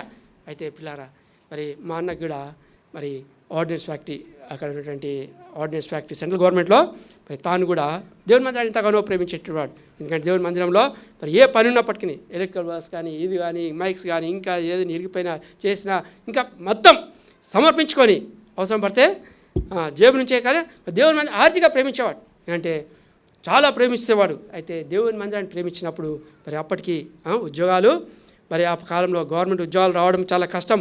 అయితే తనకు ఆర్డినెన్స్ ఫ్యాక్టరీ సెంట్రల్ గవర్నమెంట్లో తనకి అప్పటికి 3 సార్లు 4 సార్లు కాల్ లెటర్ వచ్చింది. తర్వాత ప్రాక్టికల్ అయిపోతుంది, ఓరల్ అయిపోతుంది, ఫైనల్గా పోతుంది. అయితే దేవుడు మరి 3 సార్లు వచ్చేసిపోయిన తర్వాత 4వసారికి మా నాన్న అరే ఎందుకంటే 5 లక్షలు 4 లక్షలు లంచాలు అడుగుతూ ఉంటున్నారు. అయితే ఆ కాలంలో మా ఫాదర్ గారు అరే నేను ఇయ్యాలని చెప్పి నా మీద నింద పెట్టవద్దు, అవసరం పడితే డబ్బులు ఇస్తా, మీరు ఏదో ఒకటి చేసుకోండి అని అంటే తాను కూడా విశ్వాసంలో గట్టిగా నిలబడి నాకు ఉద్యోగం రాకపోయినా చింత లేదు కానీ లంచము ఇవ్వను. అయితే దేవుని మందిరంలో ఎక్కడ చూసినప్పటికీ మందిరాలు హైదరాబాద్ ఎక్కడ మందిరాలు కట్టినా స్లాబ్ వేసినా ఎలక్ట్రికల్ వైరింగ్ పైప్స్ ఉంటాయి కదా, మొత్తం తను కంప్లీట్ బాధ్యత తీసుకొని కంప్లీట్గా వాలంటరీగా స్వచ్ఛందంగా దేవుని మరి సేవించే దేవుని పని చేసేటట్టు వాడు. అయితే పక్కన మన మందిరమే కాకుండా పక్కన ఏ మందిరం క్యాథలిక్ మందిరం కూడా ఒకటి ఉంది అక్కడ మా ఊర్లో. సో ఆ మందిరం పనిచేసినప్పటికీ వాళ్ళు ఏం చేస్తారంటే దేవుని మందిరం కదా అని చెప్పి అక్కడ ఫ్రీగా పనిచేసేటవాడు. అయితే ఒకరోజు ఇక వాళ్ళు అన్నారంటే చివరిగా మరి ఇక కాల్ లెటర్ వస్తుంది, తర్వాత ఇక రిక్రూట్మెంట్ ఇక బ్యాన్ ఇక లేవు ఇంకా రాదు, ఇక 10 ఏళ్ళ తర్వాతకి రాన్నారు. అయితే ఇదే అవకాశం, అదే కంటితో ప్రార్థన చేస్తూ మరి దేవుని మందిరంలో పనిచేస్తూ మరి ప్రార్థించినప్పుడు అయితే ఒక పక్కన క్యాథలిక్ చర్చ్ ఉంది, ఆ సిస్టర్ వాళ్ళు ఏం చేశారంటే అక్కడ వాళ్ళ అవసరం ఉంటుండే మందిరంలో చాలా పని ఉంటుండే చేసేటవాడు. అయితే వాళ్ళు ఏం చెప్పారంటే ఇట్లా సిస్టర్ ఇట్లా కాల్ లెటర్ ఉంది ప్రార్థన చేయడానికి వాళ్ళకి చెప్పినప్పుడు ఏం ప్రార్థన చేసినప్పుడు ఇలారా ఏం డోంట్ వరీ దేవుడు సాయం చేస్తాడని చెప్పారు. తర్వాత 2 రోజుల తర్వాత ఎవరైతే రిక్రూట్మెంట్ చేస్తారో వాళ్ళు క్యాథలిక్ కాబట్టి ఫ్యాక్టరీకి హెడ్ అతడు వాళ్ళ క్యాథలిక్ చర్చ్కి మందిరానికి వస్తాడు, అతనే తీసుకొని ఇంటికి వచ్చింది.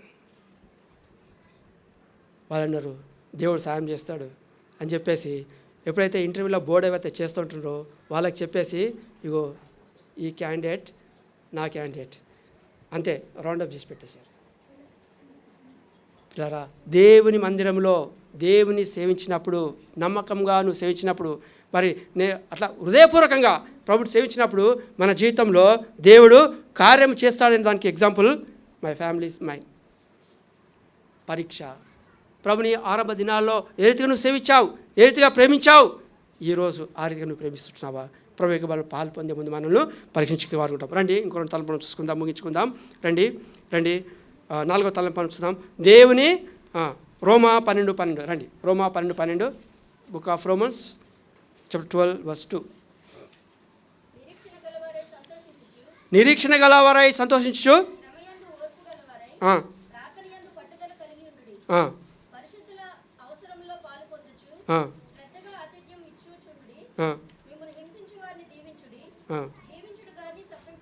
కాదమ్మా 12:2 కదా.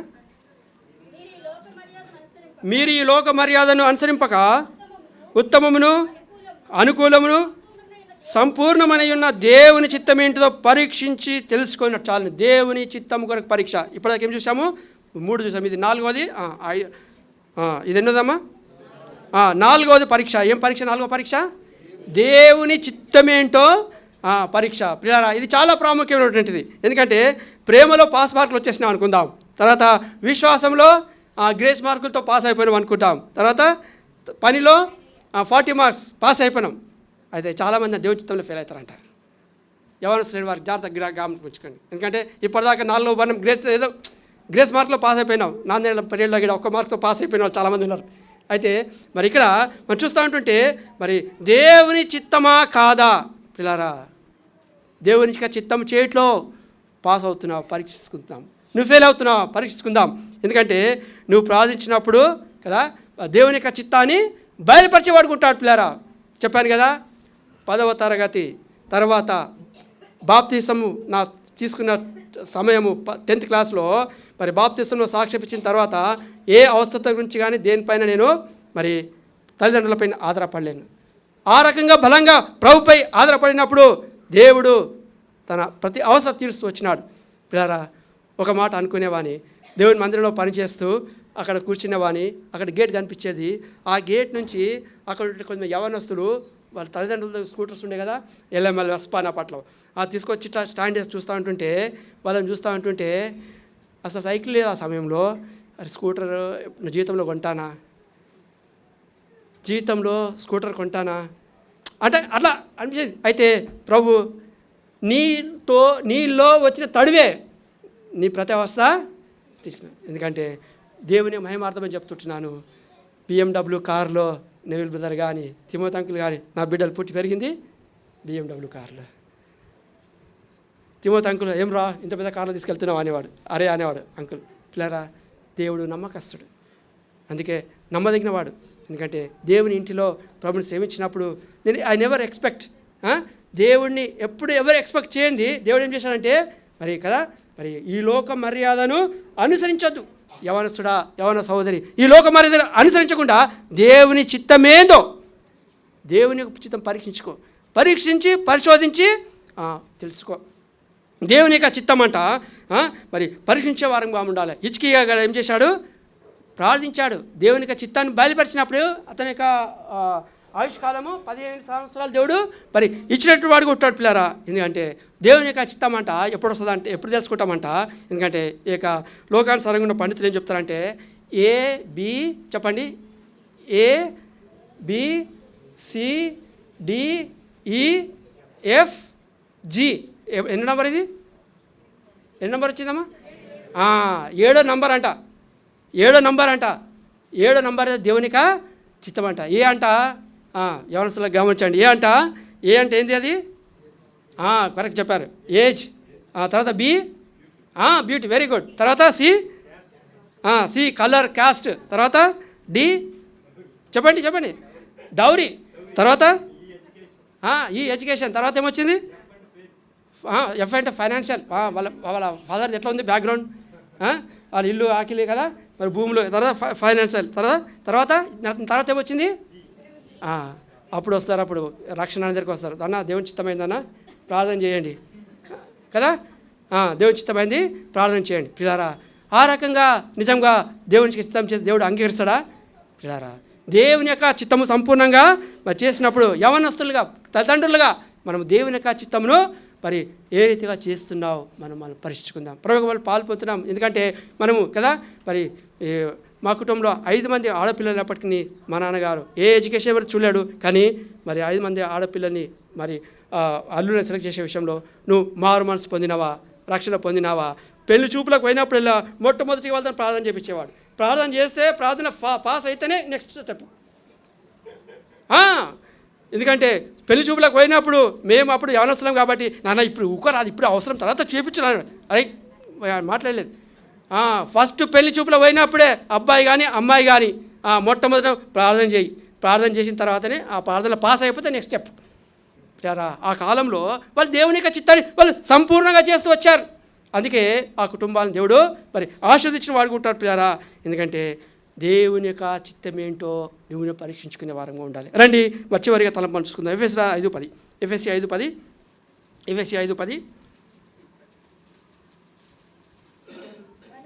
కనుక